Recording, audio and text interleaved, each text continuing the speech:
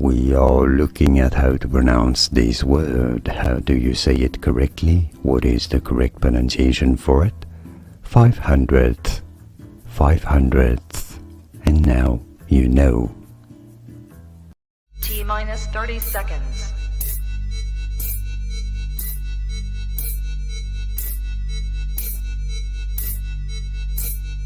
T-minus 20 seconds.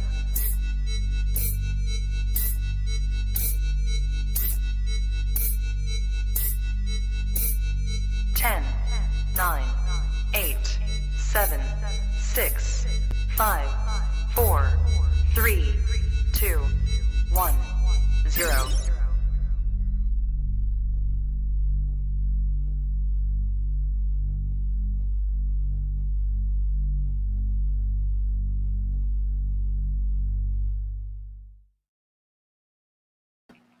Trap Talk Reptile Network, the coolest reptile network in the world. Episode 500, ladies and gentlemen. We hit a landmark. What is good, everyone? I'm your boy MJ, and dude, seriously, I am so stoked on tonight's episode.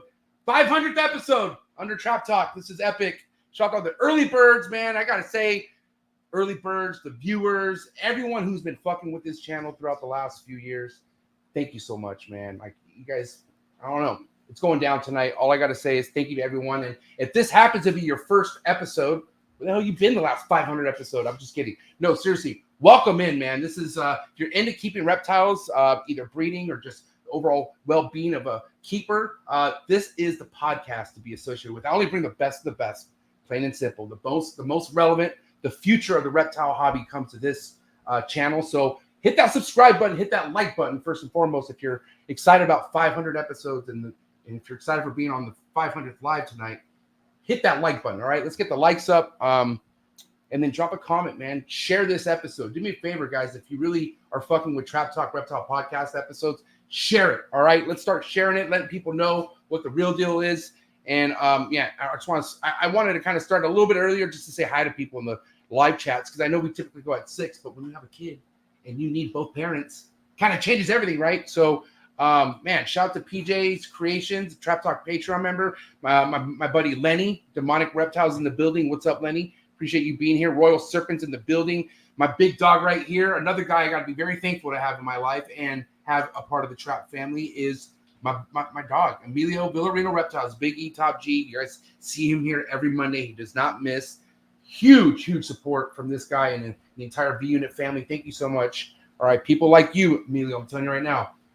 Going big things in this game. I gotta tell you, man, I cannot wait. Thank you so much. It's Trap Talk Patreon member too, all day, every day. The homie Tony in the building, Revision Reptiles. What is up? Thanks for tapping in, homie.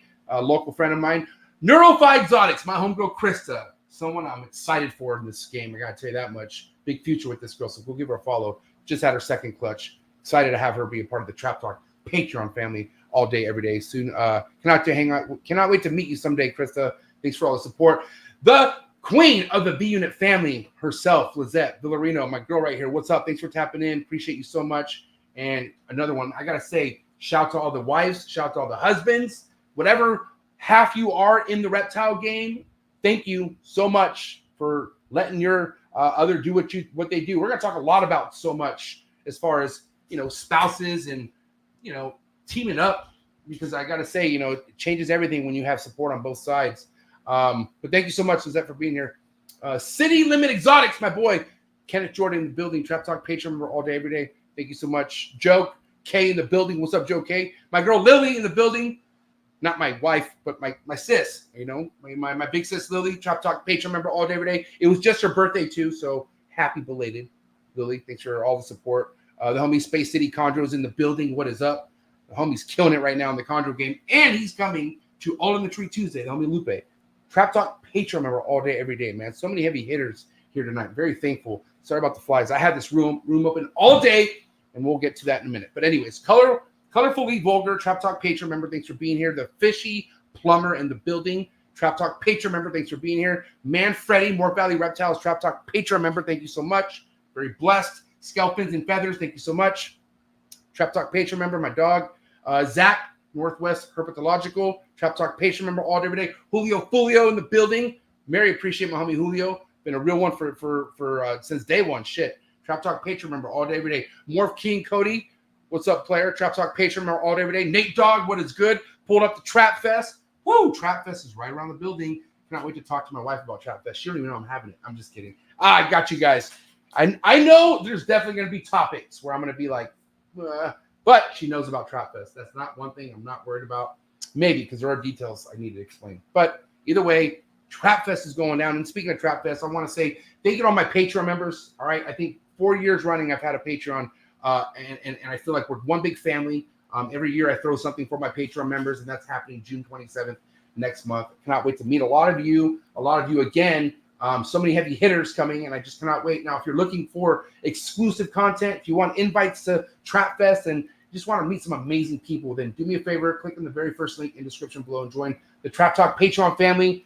Because as soon as you join the Patreon family, you get a link to the Discord, over 200 amazing reptile keepers, and there's a Instagram group chat that is popping 24/7. All right, and I just got to say, I am so thankful for all the sponsors. You know, you got to understand, like, I am like this podcast, like, first and foremost, I'm not fueled by YouTube whatsoever. YouTube, I get a little bit off YouTube, but it's not enough to live off of. I'm able to do what I'm doing because of all my sponsors. All right, so thank you to all my sponsors, the ones who've ride with me throughout so many years, and even my more newer ones. But I'm so thankful, so blessed. All right, first and foremost, Mark Bailey Reptiles, the GOAT in the reptile industry, not just in the ball pythons, but rodents, you name it. If you're in the reptile game and you know this man, you should be stoked. Because I'm telling you right now, this guy is so slept on, but he's okay with that. I'm just happy to have someone like this in my life. He's motivated me. He's groomed me. He's made me open my eyes to so many different angles in the reptile game. And I owe so much of my success and ongoing success to Mark Bailey from Mark Bailey Reptiles. Thank you so much, Mark. Follow him on Morph Market. Do not sleep on his productions that are going down this year. And if you want to talk about somebody well business-minded, somebody sharp, one of the best guys I ever got to meet in person, all right, is TJ from TOFAUTI Royals of Africa, the best Mandarin quality in the game, all right? Mark my words. TJ, thanks for everything you do. I cannot wait to bring him on my show. He's somebody I've been looking forward to bringing on for a long time, and I won't let go. Trust me, it's going to happen, man. And if you want to talk about somebody I cannot wait to bring back, this guy right here, first and foremost, and it's happening. I know a lot of you guys ask me, MJ, we need Gary Shavino. And I'm like, you know what? So do I. I know. And it's happening this year. Not official. It's not on the docket officially, but it's happening this year. So for now, to get some Gary Shavino knowledge and and have some fun doing it, follow his content on YouTube, GS Reptiles. Also follow his Instagram as well. And one of the best doing in the game. So diverse. Thank you, Gary Shavino from Shavino Reptiles. My buddy Brian Susan from SUNDOWN Reptiles. High-end gecko game, the Abronia game, and from what I love and my biggest, newest addiction throughout the last year, I would say, probably longer than that, are the tree monitors.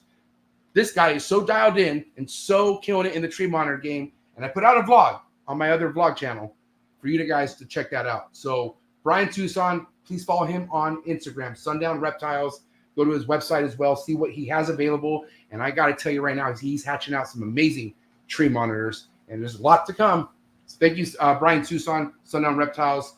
Cannot be more thankful to have these two supporting me for going on 4 years now. Stephen and Ashley from Focus Cube Habitats, #1 PVC enclosures in the game, flexing Texas all day, every day. Thank you so much, Stephen and Ashley, for everything you do. Cannot wait to fill my room, what I can at least, more with Focus Cube Habitats, all right? And my next expansion room, definitely going to have Focus Cube Habitats.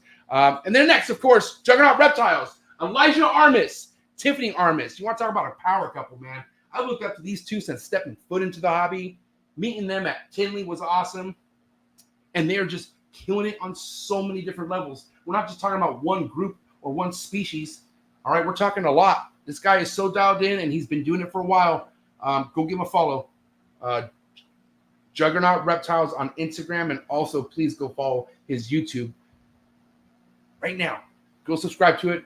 Thank you so much, Elijah Armis and Tiffany Armis. Appreciate your love and support. Shout out to Clutch, #1 most cutting edge ball python app in the industry, especially if you're just coming in and you're stacking your snakes and you got that itch, which we all know.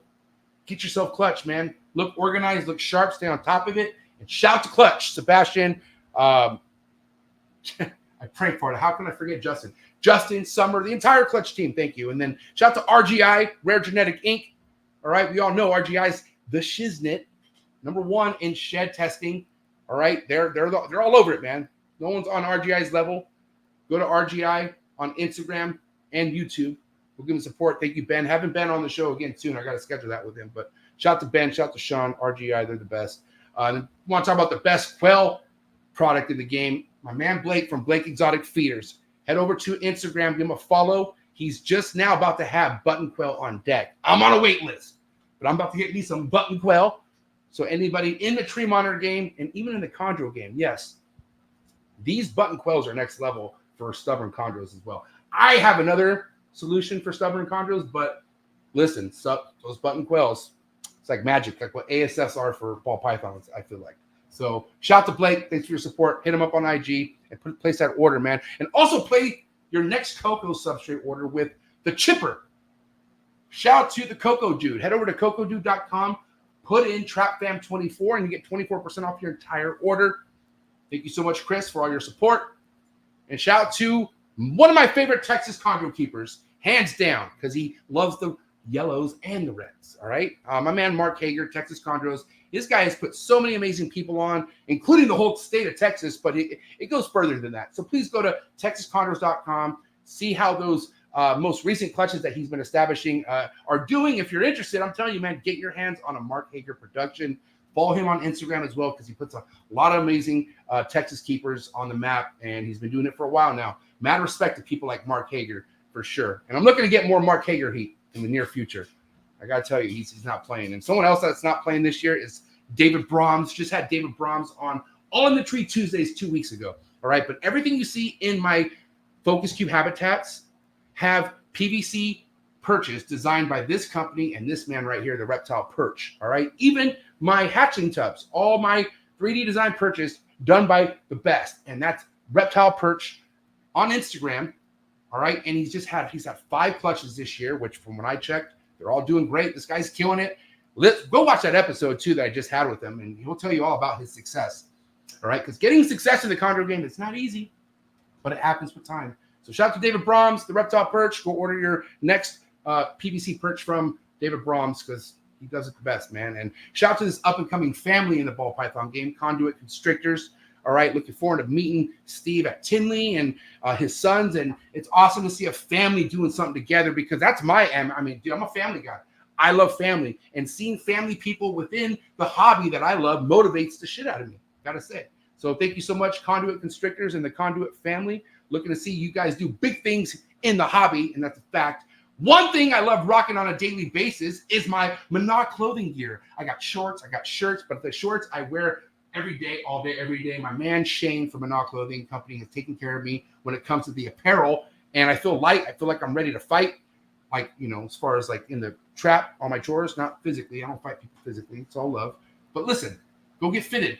Monog Clothing Company. Go place your order. Put in Trap Fam and get 15% off, which will cover at least the shipping. And thank you, Monog Clothing Company, being my first apparel sponsor ever. And I rock that. I legit am a fan of that clothes company. So, and last but not least, I'm a huge fan of the Reptile Super Show, the #1 reptile show in the country. The biggest, the funnest. Rami, you're the man. You promote such a great show. You throw such a great show. Such amazing vendors that come from all around the country. And it's going down June 29th and the 30th. Anaheim, take that back. Pomona, all right, the LA Pet Fair, 3 different buildings. It's going to be nuts, all right? You're going to be able to see me there. That's a fact. So thank you, Rami, somebody who's been down for the trap for a long time for sure. Day one, homie. And you want to talk about somebody who's just been an icon in the reptile industry for years, Rami. I want to say I don't think Rami gets enough props as far as how much he does. He just helped throw the Reptile Talks, which was a huge success. So I definitely look up to people like Rami when it comes to, you know, big players in the industry that are low key, but they're not. Like if you're on the West Coast, you know exactly who Rami is. All right. And it's cool to have someone like Rami as a friend. And his, you know, he went to my son's baby shower, and he's invited to his first birthday that's coming up next month.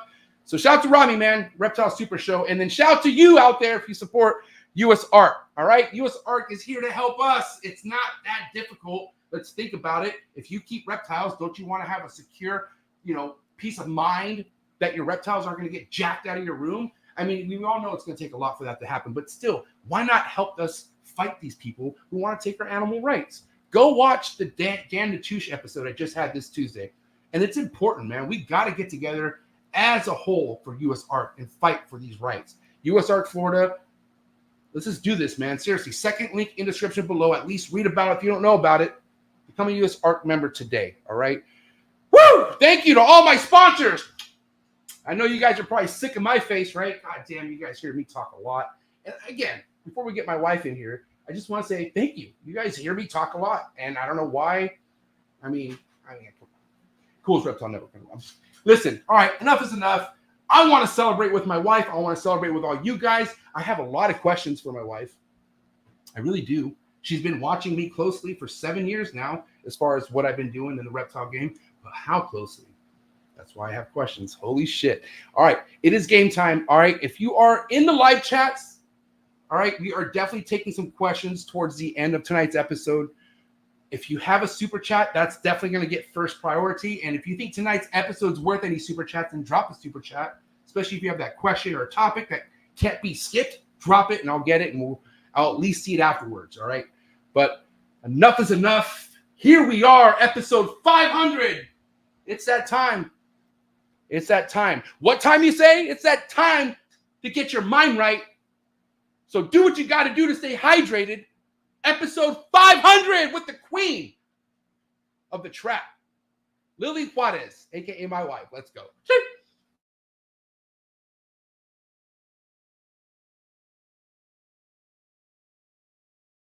Good. You ready for do more in the future? Trap Talk podcasts? Yes. Man. Only Trap Talk. Exclusive. Yes. Exclusive. Oh. So stop calling us. Rub the spot, get the club to pop. When I come up with the crowd, God love it or not. I'm hot from the hop to the rub the spot, get the club to pop. When I come up with the rub the spot, get the club to pop. When I come up with the rub the spot, get the club to pop. When I come up with the rub the spot, get the club to pop. When I come up with everybody, we do it. Everybody, we do it. Do it.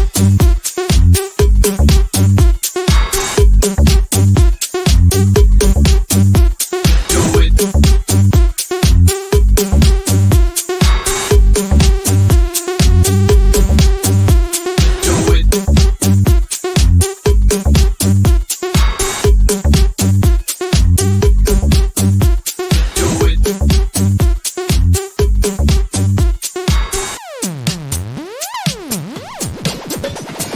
Rub the spot, get the club to pop. When I come up with the rub the spot, get the club to pop. When I come up with the rub the spot, get the club to pop. When I come up with the rub the spot, get the club to pop. When I come up.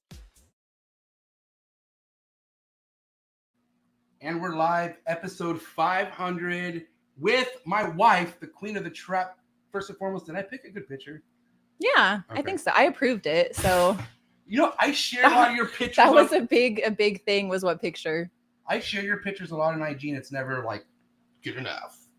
Because you always pick kind of the worst ones. I think they're cute though. I'm legit. I picking know, ones and that I like. it's cute that you think they're cute, but I would like approval.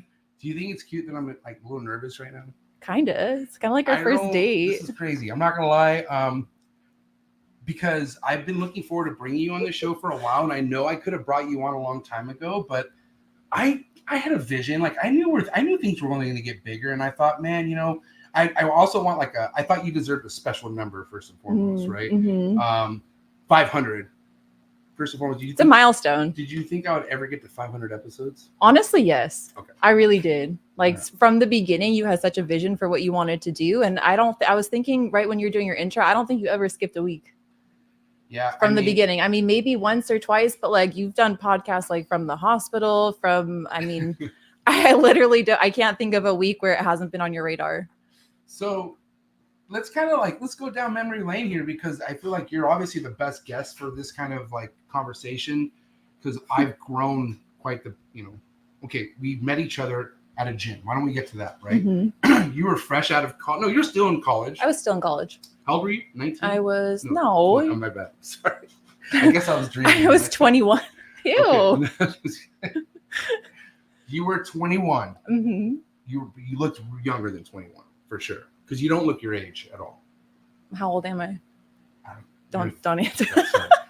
So anyways, so like I said, we met at a gym. You were young.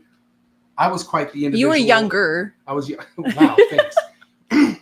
I was barely in my 30s. I think 31. Well, because we met 7 years ago. So 32? Yeah, 'cause yeah. Okay. But definitely all I can remember is us hitting it off from the beginning. Like, even like, okay. That's not how I remember it. Wow.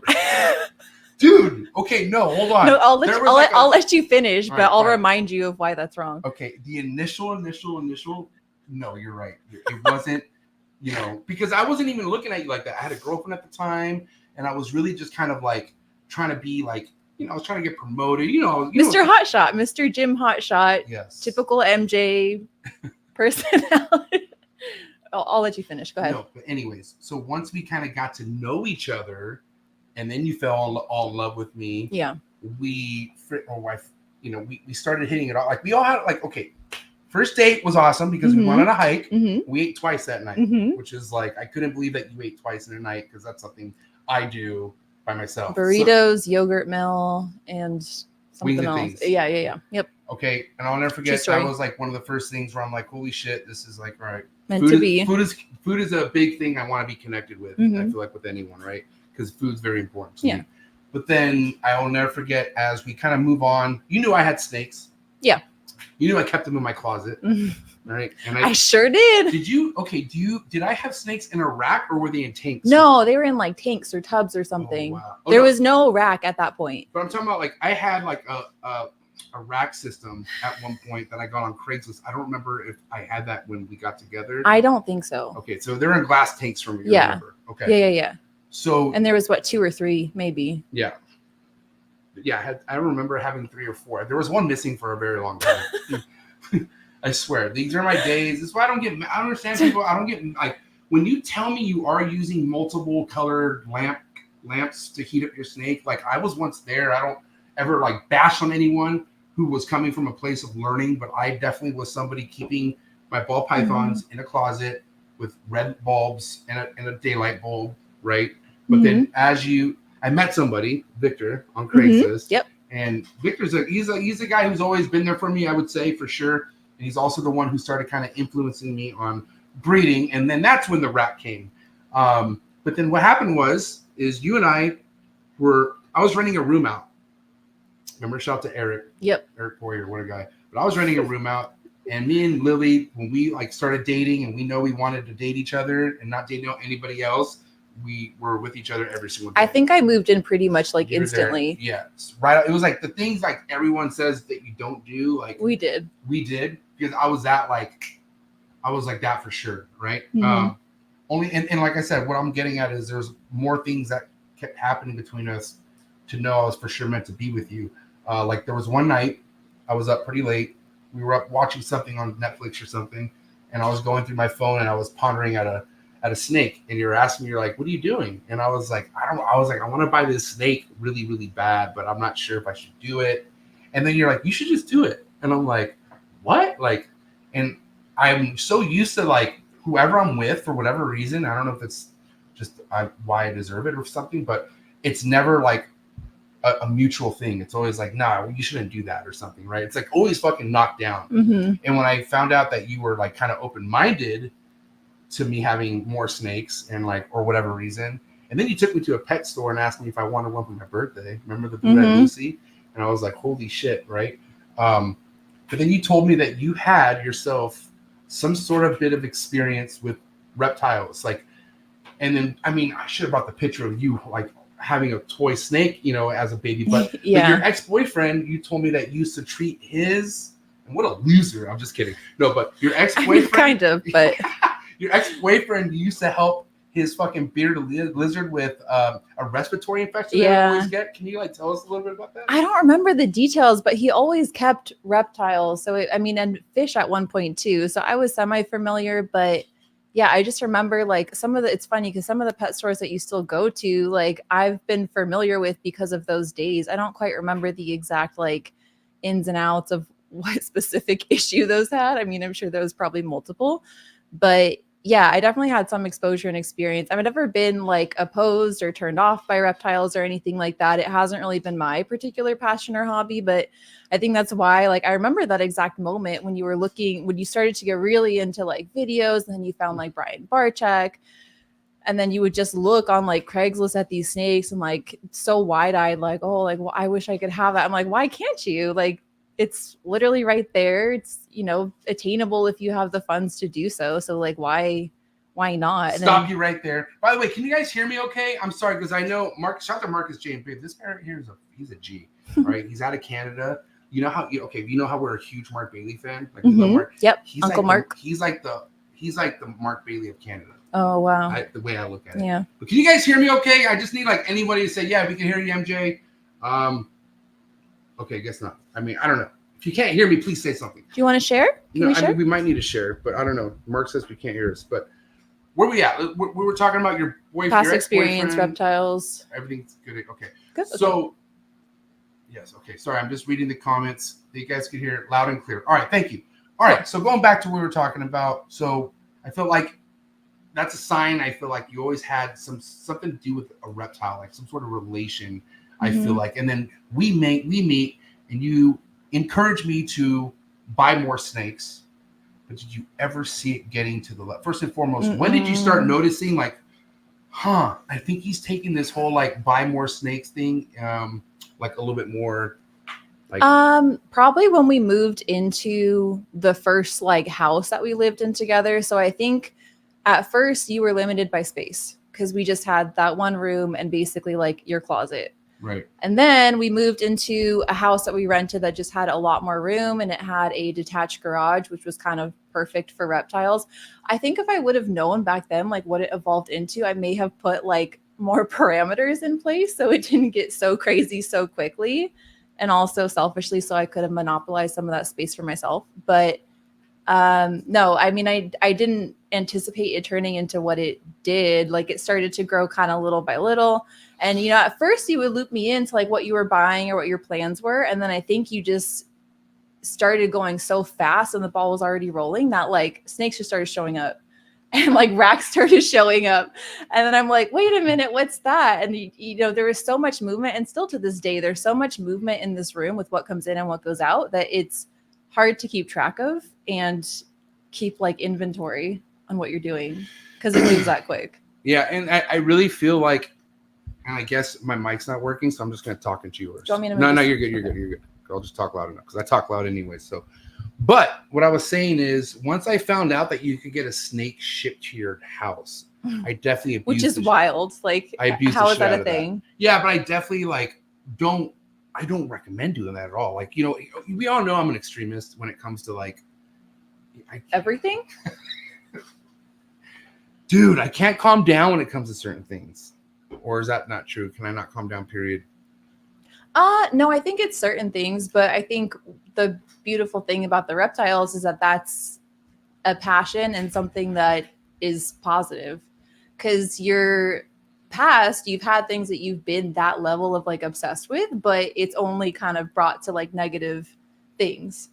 So this, I think, is a good outlet, but like anything, it's like, I think where you do struggle is to like relax throughout the day. Like you wake up at like 4 or 4:30 and like are instantly in this room. And I go to bed sometimes around like early, like 9:30, and you're sometimes still in this room. So I think it's like anything else, there's always balance, but I would say you're more passionate and nonstop on this than most other things, which is good. I always thought, okay, you know what? I found something I'm passionate about. This is a good thing. And I'm very fired up. I mean, like I've been doing this whole wake up early thing for a while now. Like, and it's something because, I have something to look forward to every time I wake up. But you've seen my passion kind of get a little bit too intense sometimes, for sure. And Like I know that's hard to deal with, especially till this day, because here's the thing, guys, like my old trap wasn't really connected to the house and it was pretty soundproof. Like I would close the doors and maybe she could still hear through walls, but not as good as this, you know, because is he up? Because, and by the way, she should be fine. We should be fine. But the garage, this was a garage at one point that I converted into the trap 2.0. This is right next to the kitchen. So I have a door that connects to the kitchen where my wife's in there cooking. You're an amazing cook, by the way. Oh, thank you. And I think I helped you with that. Can we get to that in a little bit? I'm just saying. Sure, let's table it. But just as much as I was able to get better at certain things in life because of you, I think I helped you with food. And that's just because my sister and my grandma, like just beans. I'm just talking about beans. I don't think you would have been on this level of beans that you're at right now because you're at a high level. I'm just saying. If there was black belts or belts for beans, you would be a 2-stripe black belt. Like, and that's pretty low. Like, it's pretty low. Mm-hmm. And your heritage isn't even Mexican. Mm-hmm. You are now, but you know what I'm saying. You feel me? Yeah, it's interesting. What was I getting at right now? I'm lost. Oh. Anyways, you're in the kitchen a lot. You love cooking. Yep. Our son loves to eat. Yep. I think that's isn't that kind of a bless? We're very blessed. He loves to sleep and he loves to eat. Yeah. Okay. Those are his. No, he's perfect. He's perfect, baby. Yeah. So what I'm saying is you're in the kitchen all the time. You hear everything. You can almost hear me sneeze, which isn't fair, but I'm very vocal. Good or bad, I'm vocal. I'm somebody where if I feel like I need to be vocal about something, I can't hold it in because it hurts. So if I let it out, I feel better. Mm-hmm. But there are definitely times where, because, you know, I go through things in this room sometimes that are hard for me to control, but I have to remember that it's still going to happen because these are living animals. Mm-hmm. But I forget sometimes. But I don't think it would matter to me if it wasn't for you, though. Like, I probably would be a lot worse, like, emotionally and mentally when things aren't going my way in this room. I do feel like you've helped me grasp like a lot more on how to control like what happens in this room, but I still like, you know. Well, I think over time too, you've gotten better at dealing with it. Like I remember at the old house when snakes would get out and it wasn't necessarily that they were like in these tough, hard to find places, but I think your mind is so wound up that like you couldn't even take like a deep breath to be like, okay, if I was a snake, where would I be? You know, and then kind of calm down and find it. So I think just by practice and habit and necessity, I think you've figured out a way to kind of calm yourself down in those specific moments. But yeah, I mean, you definitely still have your moments where it's like, I definitely know anytime anything goes wrong in here because I hear it, you know, but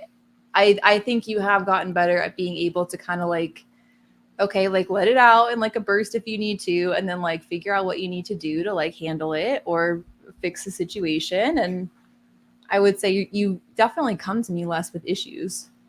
Like before, I mean that in the best way. Like you used to be like, oh my God, a snake's missing, or oh my God, like this or that. Dude, I mean, luckily, I've only had one snake escape in this room since I've been here. Just don't jinx it. I know that you're right. God dang it. Anyways, I found that snake. The snake's back. Thank God. But I'm just saying, yeah, dude, I went on a freaking run for like 3 years where at least once a year I was missing. I mean, I was out of my league. I was keeping these colubrids, those big mangrove cat snakes. Yeah. Okay. Oh my God. Those are the scary ones, right? They are scary. Yeah. Mangrove cat snakes are freaking scary. And I had an 8-foot mangrove cat snake that got out. I had no clue it was out. Mm-hmm. And we were going into my room to smoke.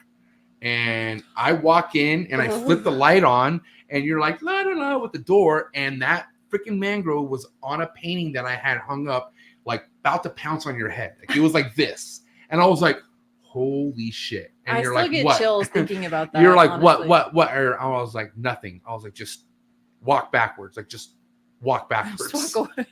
Abort. Dude, walk away. Because that thing was so fucking big. And then, mind you, that same snake caught remember I had the 2 stuck in my thumb for a while?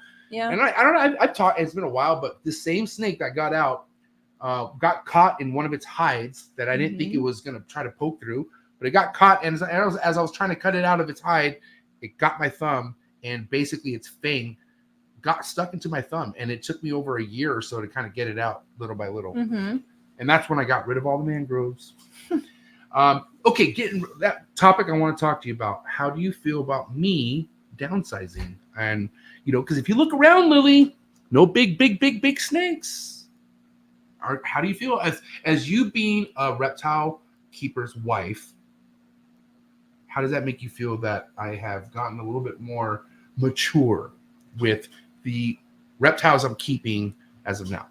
I'm all for it, honestly, not just because it's getting rid of, it's not just like, oh, I want you to get rid of all this stuff. No, I think you're being more smart and strategic about what you want to keep and different projects, the stuff that you make money off of and can kind of cover your bases while experimenting with other stuff. So I think you're just getting smarter with your projects and also your time and your space.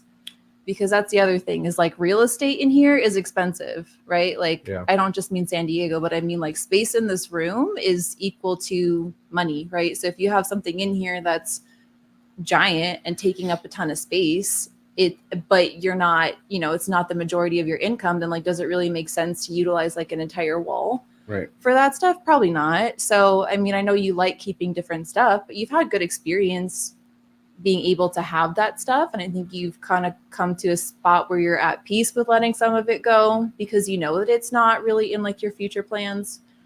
So I think it's just shown like maturity in the way that you've looked at like your business and kind of your strategy for how you want to move forward, because it's less of like the eye candy of like, oh, I see that and I want it.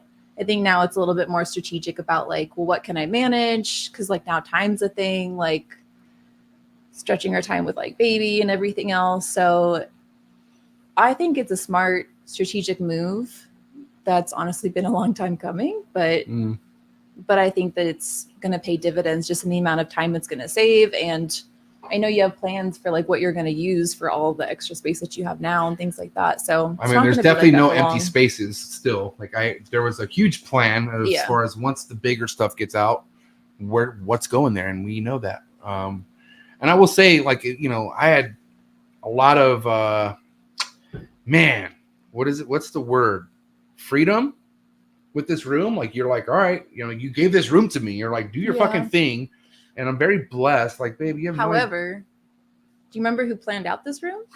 I will admit that. I remember when we got approved for this house, after I thought this house was like, I think everything could fit in here. We're literally in closing. I come back in here, I started doing measurements, and then I realized the way I had it laid out wasn't going to work. And I was like, I started panicking. We're fucked. I was like, we're fucked. Yeah, we're fucked. I was like, it's not going to work. And so, why don't you take it from there after I was losing it? Yeah. And babe, by the way, you say shout out to Antoine Hood. Oh, hi, Antoine. He moved all the way across the country. I know. Why did he do that? He's a little cheaper real estate. He'll come back and visit, though. Yeah. We miss you, We got Antoine. a spot for him. Yeah. Oh, you heard that. Babe, by the way, Brandon Wheeler keeps claiming the couch at Trapfest. What do you have to say on that? Brandon's a special exception that we can talk about. Dude, he's going to be so happy you said that, because at Reptile Talks, he was like, trying to like confirm it. And I was like, dude, but there you go. Shout out to Antoine. Brandon always Brandon, you're locked in. Throws up. He never misses, but it's always in the bushes and it's always very respectful. Oh my God. Okay, where we're at. I'm so sorry. This room. Yes. Like okay. So please take. So I was like, oh man, we got this house. I cannot. First and foremost, I couldn't believe we got this house. I know. Damn. We got lucky. We were in the fucking thick of it. We were in the thick of it where I'm renting. Understand that the original trap was. It all started in a house we were renting. We didn't even own it. Which again, I really recommend. Don't do that. Don't go ape shit in a house you don't own. Because that's fucking not cool. I'll tell you that. It just puts unnecessary pressure, which it did on me because I had so many fucking animals at that point too. I was full fucking full force because I had 2 rooms maxed out. I had 2 rooms. I had the trap and then I had the podcast inside and again more freedom. But I had shit cracking and I cannot believe we fucking got this house. But I didn't triple down. I thought, oh, we're good. Because first and foremost, I didn't know we were going to get this house. We were getting fucked everywhere we were looking. And then every house was a shanty shack. And I was like, it's not going to work. And I'll never forget, coming to this house. And I was like, what if? And then that big if And happened. then we had just found out I was pregnant too. And then you just found out you were pregnant. All this looking is going on, then so I mean, it worked out exactly the way that it should have, but it's definitely a hiccup when we realized all your shit wouldn't fit in here. So I think one day what we did is we came by with like Scotch tape and we started to like tape off where like the bigger pieces were going to go. And I remember just being like both of us being like so worked up, and I'm like, oh my God, like we just committed to this house, and then like the biggest important thing for you to be able to like help me pay for it is kind of in jeopardy with not being able to fit everything. But I just like literally mapped it out and kind of like remeasured everything. And I think this wall was my idea. No. I'm pretty sure it was. No. I had the wall because I copied someone who copied Justin with this wall idea. That was the whole. I always wanted to do this wall. Yeah, but you wanted to do it just so it like aesthetically separated the room, and then you had a spot to put like your logo. Right? Oh yes, you're right. You're right. This was supposed to be where people wanted to come and roll up. We were like take chill. Pictures and right. I wanted space for that. You're right. Okay, that makes sense. Continue. And we lost the space for that, but we basically used the wall space to stack more racks. And then I think I also put like your ball python rack on the same side as your monitor rack. Mm-hmm. So that way it's like a small little aisle to get through, but like everything fits. So, and honestly, that kind of did give me like a big like dopamine rush because it's kind of like Tetris, like fit like the puzzle pieces into like where it goes. And so honestly, I just needed like you to step away and like have like a quiet space to like kind of fit things in, and then it all fit. And I was so happy. I remember being so excited. I'm like, oh, he's gonna be so happy when he sees this. Like, and I was. Yeah, you're stoked. Yeah. So that was fun. Yeah. That had a happy ending. And what's crazy is like, what if things. This is why I just want to explain the whole different in mindset, because if you would have told me, MJ. She doesn't call me MJ, she calls me Michael. But Michael, if you have to get rid of some stuff. And I remember how that was like a super hard no at that time. Yeah. Like I was like, you're gonna have to fucking kill me if you want me to get rid of something, right? Which I know you would have no problem doing. But it worked out. But one of the things is like, you let me do whatever the hell I want to do in this room.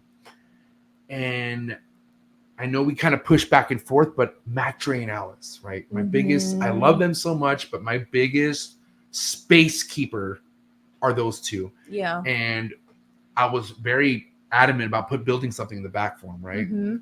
But after we just did what we did in our backyard, I just don't see us putting cages. No. And which, like, of course, in the perfect reptile family, which she's not, you guys, she supports me, but she's not a reptile keeper. Like, she's not like, you know what I mean? So, and also, I love her backyard. It's beautiful. We have our son now. It's fit for our family. It's fit for our family. Yeah. You know what I mean? And also, I just don't want any potential attention hitting our, because we do our thing. Our neighbors don't give a fuck. Yep. But what if Mac Dre got out? Yeah, and that's he's on thing. one of my neighbors' roofs. You know what I mean? Or some shit, or whatever. And then we just don't need that kind of attention.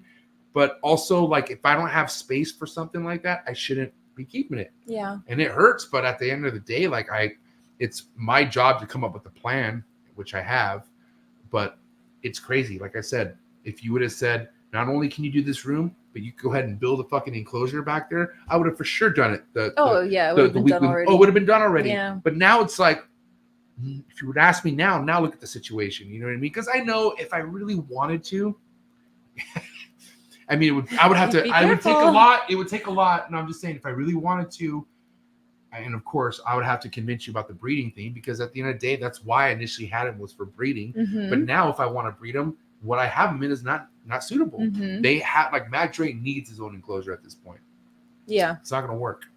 But it's just, I just really, I'm not trying to give myself props, but I am at the same time. Mm-hmm. My mindset, just from not even 2 years ago, has taken such a turn to where, like, I don't know if it was more ego why I wanted to keep all this shit and didn't want to let go, especially Mac Dre and Alice.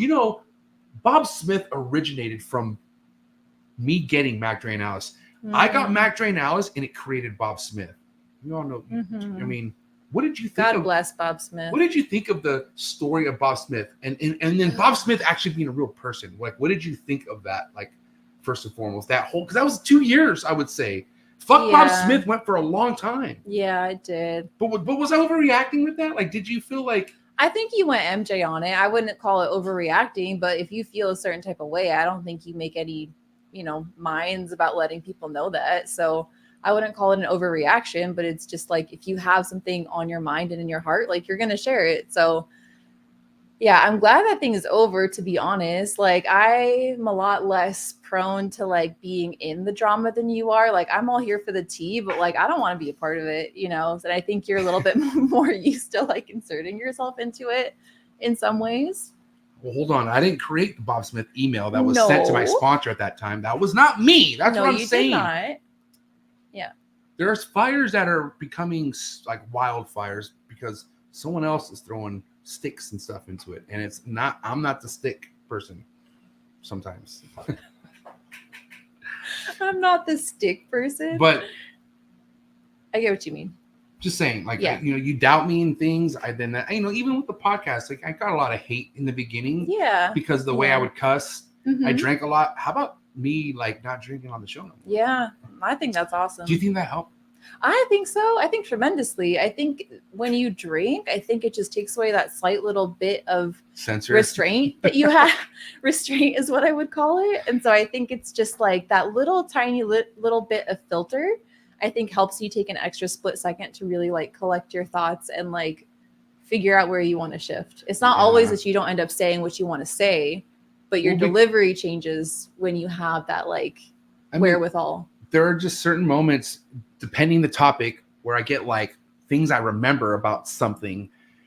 And, when I'm drinking, I feel like you are put here on earth to say what you need to say right now. Yeah. But then also it's not like, well, you weren't supposed to say it like that, but you know what I mean? And so I had no, I guess, style of saying it where I'm not fucking hurting anyone's feelings type of shit when I was drinking. And then also I would think of anyone else I could throw under and just start saying names, which didn't help me at all. I got good at not saying names. It's not always necessarily like your message either. I think like the biggest thing that you've struggled with is like your delivery of that message, which you've gotten like a lot better at. And yeah, like the not drinking has helped, I think, you kind of like communicate those feelings in the same way better. But like, yeah, maybe not mention specific names or like, I mean, so if you need to, you need to. Like sometimes I think there's a time and place for that. But I think, it's never been an issue with the message that you have or what you want to communicate. It's just the delivery in which it comes out sometimes, which is just because you're passionate about what you do. And I think when you see something that you see as being wrong, it's like you want to call it out. So since we're kind of on this topic of getting called out and whatnot, I think one of the biggest things that we went through as a couple, as far as what I am doing here as a podcaster, as a career, they tried canceling me last year. And I think I tried my best to hold it together, but damn well it was a lot easier said than done. It wore me out a lot more. Yeah. And I know it kind of affected you in a way, but what did you think of that whole moment? Like my sponsors getting contacted by like, obviously this was these group of people were strategically coming together. You know what I mean? Yeah. But, you being my wife, you were so close to me then. Now I'm just saying, like, now we're super broke. Yeah. After this, fuck that. Fuck that. But no, like, what were your thoughts? Because I never really kind of asked you. I want to say, like, because I was so happy it was over with, where we just continue on with life. Put it behind us and just move on. But I want to ask you. Yeah, I mean, it was a little moment of panic. I can't remember at that time, was Leo born or was I just super pregnant? This is before Leo was born. So I was super pregnant. Yeah, you're super pregnant. Because by the time July came, it was like it was a little bit. It was water under the bridge at that point. Right. It was definitely stressful in the moment, kind of not knowing like where things were going to go or where things shifted. But I think what really helped was like the ones that like their opinions mattered the most, like never really wavered in their support. And like, they would talk straight to you and like, tell you like, hey, like this was the issue with what, went down, or this is why people, like, I think the closest people to you in that time would kind of like talk through and like still be supportive. You know what I mean? It's like the ones that matter never really like wavered in their support. And then it's like, people have to make like business decisions and things like that. And it's like, I don't really feel a certain type of way about that because I just see it as like, okay, like sponsors, that's, their decision where they want to put their money. It's not really like a personal thing in my opinion. But you But- know, there were certain things I lost that were personal. Like, Yeah. and it had Yeah, nothing of to do with course. me being a quote unquote bully. Like it was the whole bully thing was an excuse for It me affected to everything. Yeah. which it trickled down. I never saw coming. You know what I mean? Which was unfortunate. And I think you did. You were, you know, here's the thing, Lily. Like, you know, I live in the la la land sometimes. Mhm. Like, you know, I'll try to paint a picture that I want. And you'll be like, I don't know. Like, okay, remember? And I will say, shout out to Miguel for this one. But remember when I wanted 2 guys to fly in and stay with us? Wanted who? Oh, Okay, this was like my first year in the game, and I was getting mentored by some people. And then I met another guy out of Washington, and they wanted to come visit me. But they weren't ballers, so they couldn't go get a hotel room. So I was like, why don't you just stay with me? And then I'm then I like, came no, to you, hard and you were pass. like, and then I told Miguel, and he's like, dude, no. And then I was like, I remember that now. and then I Yeah. had to pull the plug immediately, which I'm glad I Yeah. did. But I was just so, you know, this is why I love the reptile world, because like it didn't make me put my guard down for sure. Yeah. But I was like, dude, these people are awesome. Like Yeah. these are like, you know, like look at the people that I'm dealing with versus the old world of like the party scene, fucking, you know what I mean? Like not Right. having much trust with anything I was doing back then, you know? Mhm. So why are you laughing? I'm waiting for your question. Oh, so yeah, my next question Mhm. is, you know, the people I've met in this industry, I have to give so much like thanks to. Who are some of the first people you feel like, you know, that you'll always remember that were there for me? So there's maybe- honestly so many. It's like I'm scared to even list them because there's so many that I don't want to leave anybody important off of there. But I remember like the very first influence was Brian, like watching his videos, and Yep. that like really like ignited such a fire, and like that was such a cool moment to like finally go to the Reptarium and see like firsthand his stuff and have it be so interactive. And like that was like a huge moment for like me being involved like as your partner with the reptiles, just like seeing somebody do it on that level in that capacity with like a family. And then obviously like Miguel was one of the first ones too. Like he was really the first one that I think like I met in person that was doing this on like a full-time level enough to be like making money and kind of like killing it, right? And like and it was meeting crazy. I him almost and- ruined it, with us meeting for the first oh my time. god. But I know, you know what, you know, I meant nothing intentional that night, but we had the time. It was Lily's birthday, actually. We were in LA, and Miguel and his wife, shout out to Miguel and Tina. But man, we had a night with them that we'll never forget. Yeah. Obviously, we got picked up in his awesome Impala, Mhm. right? We went out to dinner, went to Mastro's for the first time, and they were so awesome where they took care of it. But we were drinking a lot. Like, I mean, remember how many bottles of wine we had at that table? It was a lot. And you know, Miguel, like, which I didn't really know him like that, but then I knew after this night that he doesn't stop drinking. Like once he drinks, he's down to keep going. Yeah. So then we got a 6-pack or something, Coors Light. Went back to the hotel. Right. Yeah. And then I guess I was making jokes or something, right? And then you started crying. And then I'm like, what'd I do? And then you got pissed and you took off, remember? Well, because okay, so the entire time this was my birthday, and the entire time it was like all these conversations about like reptile people that like I did not know. This is kind of dick. Yeah, you're right. Like and so it's like, oh, so and so, ha ha ha ha, and everyone's laughing, and I'm like, like not knowing what the fuck's going on. So you just And felt so like then out it's of the, like you felt out of the over and over. conversation. Yeah, I felt kind of like, dang, like this is like a world that I kind of like don't like exist in. Like I do, but like by extension, you know, like I don't really know these people the same way. So when you like make a joke about this or that, it's like I don't really know why that's funny, but like I'm gonna laugh because everyone else is, you know. Yeah. And then I think it was just like a full night of that, plus like There's a probably lot of drinking. There's a lot of drinking. Yeah, there's a lot of drinking. And then I forget what it was. There was like one final thing that you said that just like I was holding it together pretty good. I kept feeling like worse and worse and worse. And I'm like, this is kind of fucked up. It's my birthday. And then there was like one final thing that you said where like I think I laughed and you were like, oh, is that funny? Like, why is that funny? Like, and I was like, didn't know why it was funny. So I'm like, I don't know. Oh my god. Well, either way. So that was fun. But you know, you held together after a while. And then we hung out with I forgot the last time after that we saw Miguel. But then I would say the person I'm looking forward to talking about, which we already brought up, rest in peace also, Brian. We yeah. really miss you, man. I will say this story is touching because I'll never forget, because of Miguel, I got to meet Brian Barczyk. Mhm. Okay, dude, here's a fucking cool story. What about my first quote unquote Tinley trip that I was supposed to go to? This was right after we lost my other friend, Forrest Fanning. Like, we had just lost Forrest. I was feeling kind of weird because I was very close to Forrest. You know what I mean? And you know how close I was to Forrest. I thought, like, I was pretty transparent, like, what kind of person Forrest was to me with you. You know what I mean? But losing him was something that was kind of a life-changing experience. But on my way to Tinley shuts down because of COVID. I'm at the airport freaking out, like, what the hell do I do? You talked to Miguel. Yeah, I called him. You called him.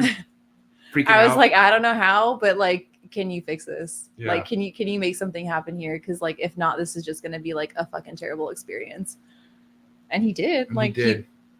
He flew me in down. a heartbeat. Yep, he flew me down to Detroit. I took a lift from Detroit to Michigan, to Utica, and that's where I met a bunch of really cool ball python people for the first time.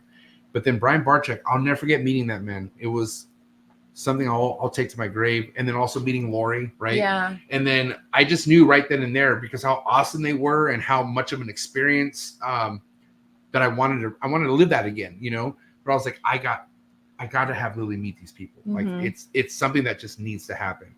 And remind me, was it when we went to go see them at the Reptile, or was it Vegas when you met them? When did you meet the Barczyks? It was Vegas. It was the first time. Yeah. It was Vegas. And what I got, you know, why don't you lay it on the record? What was it meeting someone like Brian Barczyk, you know, the way you did in Vegas? Because it was pretty personable. Like, it was it was an awesome thing. It was Noah's 21st birthday.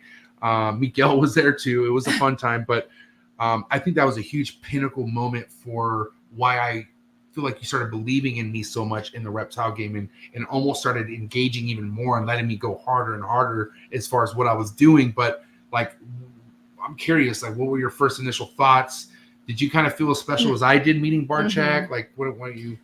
Yeah, I mean, like, the way sometimes when you meet people that you see on YouTube or whatever, it's like such a letdown because they're so different from how they present. Yeah. And Brian is not like 1 ounce of that. Like, he instantly just makes you feel like welcome, comfortable, like, and that's like a really special quality, especially for someone that's like achieved that amount of success, has that much like exposure, and, you know, really that much of like an audience. So it was like, I can't even like tell you like specific things that he said or anything. It's like the way that he made you feel is the thing that I remember most, and like kind of like an instant feeling of like almost family, which was really crazy because like that was the first time that I had met him. I think you had met him twice in person. Maybe at twice. That point. Yeah, not that much. But he like such like a special personality, like to be able to like make you feel that way and like bring you into like feeling like you're in that like close circle. And I think that was really huge just because it's like I was kind of expecting like, okay, like there's always going to be a disconnect between like what you see on YouTube and that personality and like in person. And he was just like exactly that same person, like to a T. Yeah. You know, and you understand, like, you know, what I went through last year, not that I want to keep bringing it up, but what I went through last year isn't kind of even remotely incomparable through the hate that Brian Barczyk got at one point in his career. Do you recall the hate that, like, did you ever hear any of that? Yeah, you've told me about it, like, and I've heard you talk about it. Yeah, like, I'm talking like thousands that were a part of a group that wanted just to like hate this man, you know? And like I said, whatever I went through last year was minimal compared to that, but I just couldn't believe what that man probably went through during that time. Yeah. You know, and then Lori, obviously, because whatever affects Brian affects, they were very close. Lori, that's why I also love the fact that you got to meet Lori and Brian, because they remind me a lot. They're like such a unit. And like, I want to be like that with you. Like, I want that life of just years of being together and you know, whatever. So I'm just saying, where we're getting at with that. Like the getting canceled and how that. Like, so everything. Just saying, like, and mind you, I talked to Brian. I remember calling Barczyk when I found out that I had a couple sponsors like on the fence with me. I called Barczyk and he's like, well, who's doing it? And I told him, and he was like, and like, he gave me such an assurance that like, this is the moment where you fucking go even harder. You know what I mean? And I was like, you're right. And, you know, it was just a little bit of that conversation. Cause I feel like if I didn't have that conversation, like and you were calming me down a lot too, but like, there's certain people, and you know this, like, you know, you know, there's certain people I just have to hear it from. Yeah. Okay. And I don't know why it's like that. And I don't know why I have a hard time listening to girls sometimes. Maybe it's my sisters. I think it's my sisters. I don't know if it's them to blame, but Lily has, you know, I do listen to Lily, but there have been little things that she has advised me to do, and I've completely ignored. Years. Like Socrates, when him and I became very close, he taught me all these things, which I knew too, but like, you know, stretching and eating right. And like, she's like the yogurt. No, that was Marshall Mendez. And then I got on this big yogurt kick because Marshall Mendez told me that's what he eats every morning. Well, yogurt and fruit bowl. And I was like, wow, that sounds good. And then I got on this crazy yogurt kick, which I'm still on. Shout to that you're yogurt still granola, you're still on it. which was dude, that actually helped my stomach out a lot. Yeah, because I had probiotics. Crazy fucked up. I had stomach issues, which I felt like I needed to stop drinking because that helped my stomach out a lot too. By not drinking. Yeah. So I don't know what it was, but hearing it from them helped. Just connects the dots. And I will always go back to you and say, babe, you're right. Mm-hmm. You know I'm good at that, right? All right. At least we can. Yeah, you're good. You're good at giving credit after the fact, but sometimes you need that like secondary reassuring. But honestly, too, now what I'm just doing is like going to people that I know you respect and just putting bugs in their ear about like, hey, like, can you work on this? Like, blah blah blah blah blah. Yeah, but you know, waiting. I just want to say, you know, I felt like I felt like we were where we needed to be when you were meeting Brian and Lori, and just that type of thing was like it was like a Miguel and Tina moment, because I knew you hanging out, even though we were super young and in our stage of being together, I felt like hanging out with them at Mastro's and them, you know, being ballers and taking care of us like that, which I've never been taken care of at that point. Yeah. Like that ever. And I don't think you have No. it. No, like that was crazy, right? Mm-hmm. And so I was like, wow, this is like a sign, you know? So I just felt like there was multiple signs.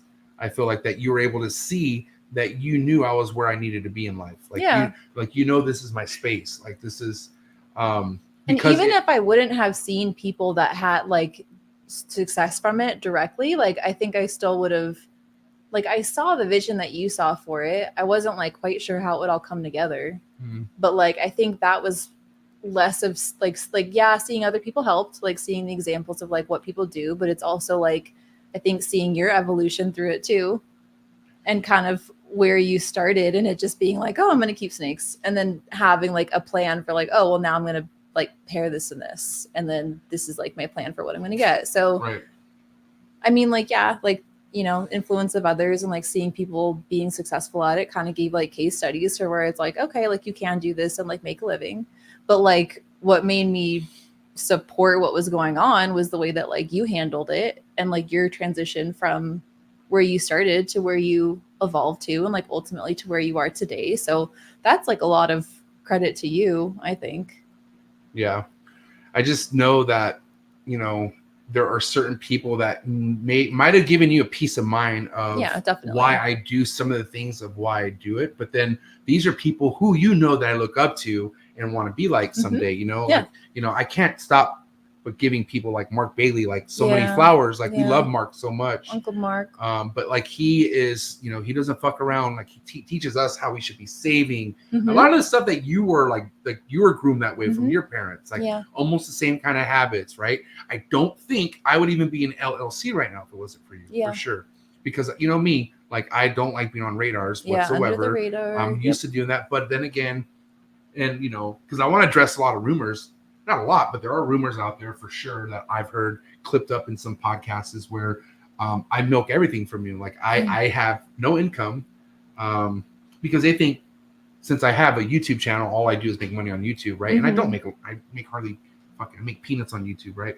But what do you have to say for people out there who say that that you're just my sugar mama, and I just, you know, I basically milk the shit out of you. All this came from you, by the way, which I feel like is flattering in a sense. Yeah. I mean, that's because this is I'm not the 2 mile horn, but this is quite an expensive collection here. Yeah.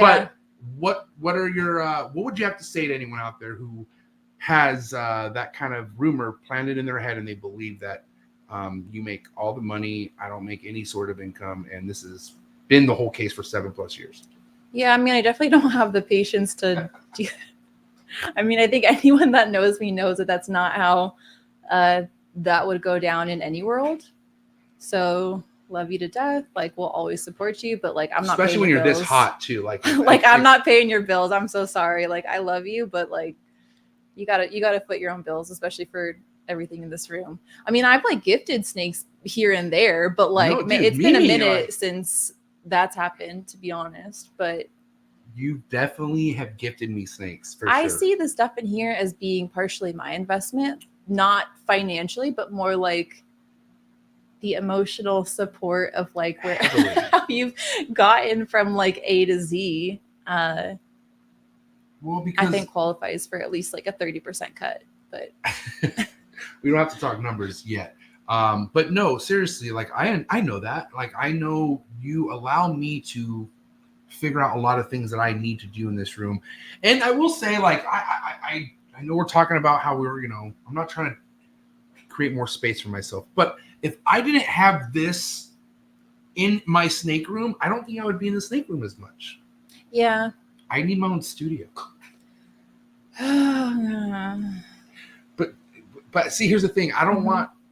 Yeah, see, I would need my own studio. Yeah. I was thinking we move into another house, we get a bigger place, but my studio can't be in the house. Like, my voice can't be echoed in the house. It needs to be away. Yeah. That's what I'm saying. Yeah, I think what we have now is perfectly suited for What we have. where we're at and what we have. And I think to expand more would be great. But like, the other thing that comes with that is like, you're already stretched thin for time, right? So if we move into a different place that allows you to have more space in a separate studio, you're going to fill that up in a heartbeat. And then, that brings on the question of like, well, do you want to hire an employee?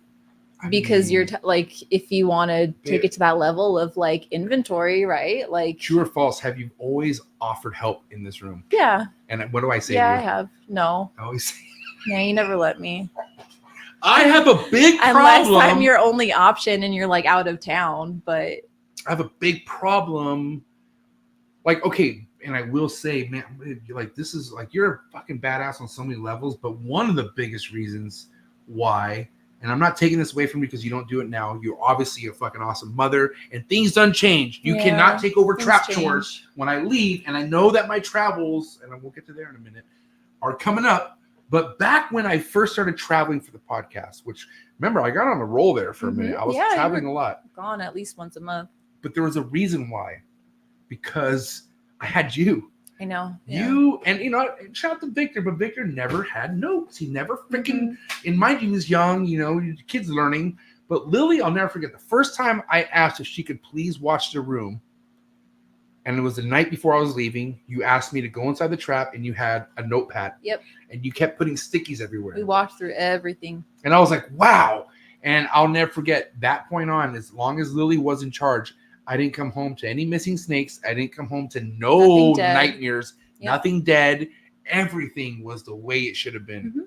And I was like, holy shit. And, why?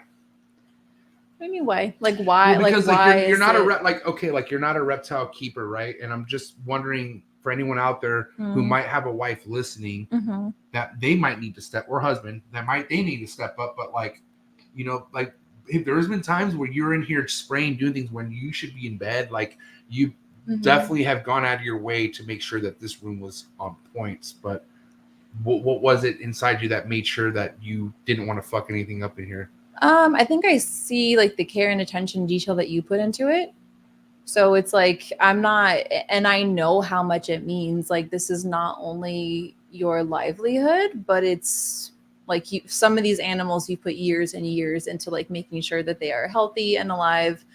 So I think it's just like knowing the importance of it to you and being a good partner by like understanding that responsibility, and then like doing everything in your power to like make sure that you're following everything to a T. So like, for me, that means notes, because I know if it's on a sticky, like, I'm not gonna forget it. So I remember you would sticky certain tubs that would get sprayed. Right. Like, certain tubs were just morning, certain tubs were like morning and evening. We had like a pretty good system down. And then, I remember having to call you a couple times with like, oh my God, like this happened or that happened. And then we would like hop on FaceTime and like figure it out. So Pause. What about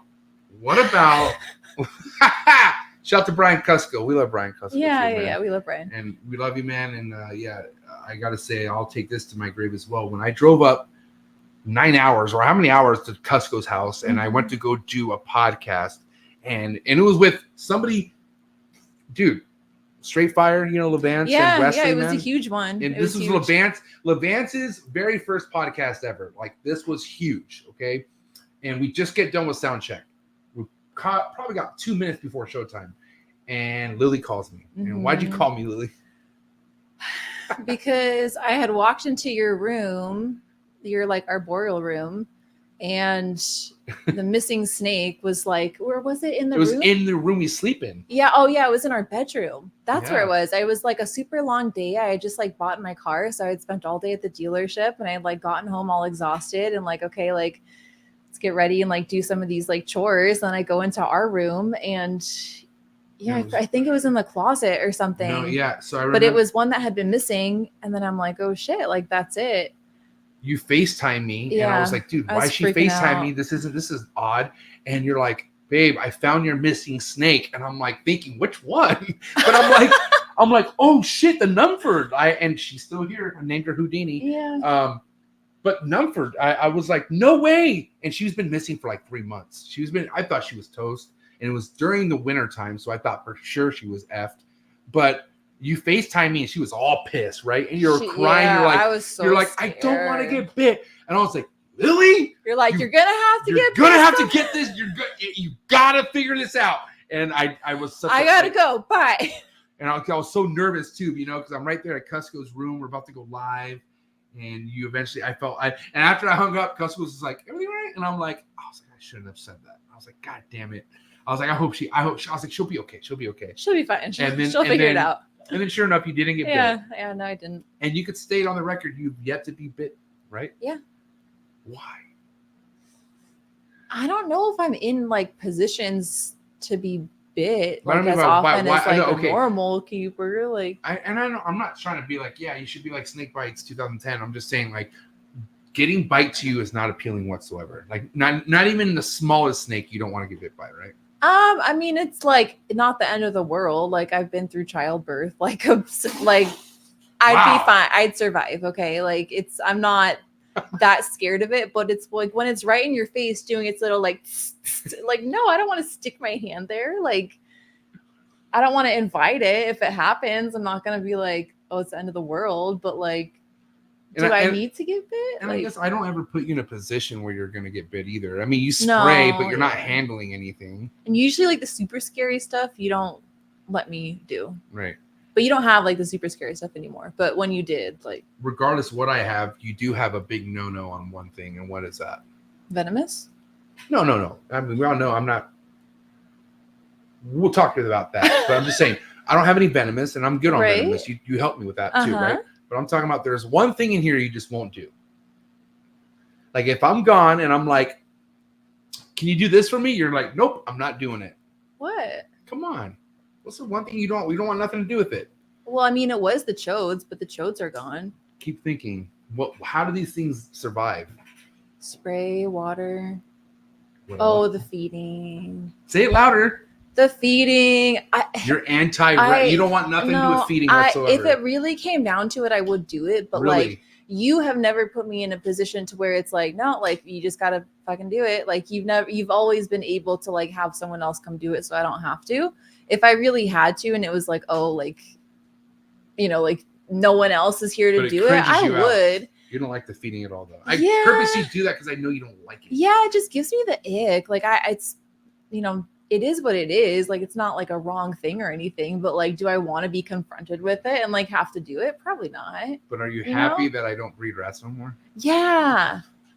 Can Yeah. you tell me what you remember like back in the day when I was breeding rats? Oh my God. Our garage smelled so bad all the time. And you did a good job at like trying to keep that stuff clean as much as you did. Like Yeah. No, I you had know, no choice. Yeah, 'cause you there had was- to. There was like I just don't like even like one of my biggest things with Macri analysis is how they could shit and just make this whole room reek. Yeah. And that right there is awful. enough for me to rethink why are they here.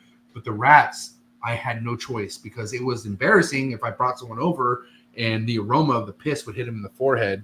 and God, whatnot. they were just so gross. And then they would hang upside down on the little crates and their little like toenails and their like teeth all like, ugh.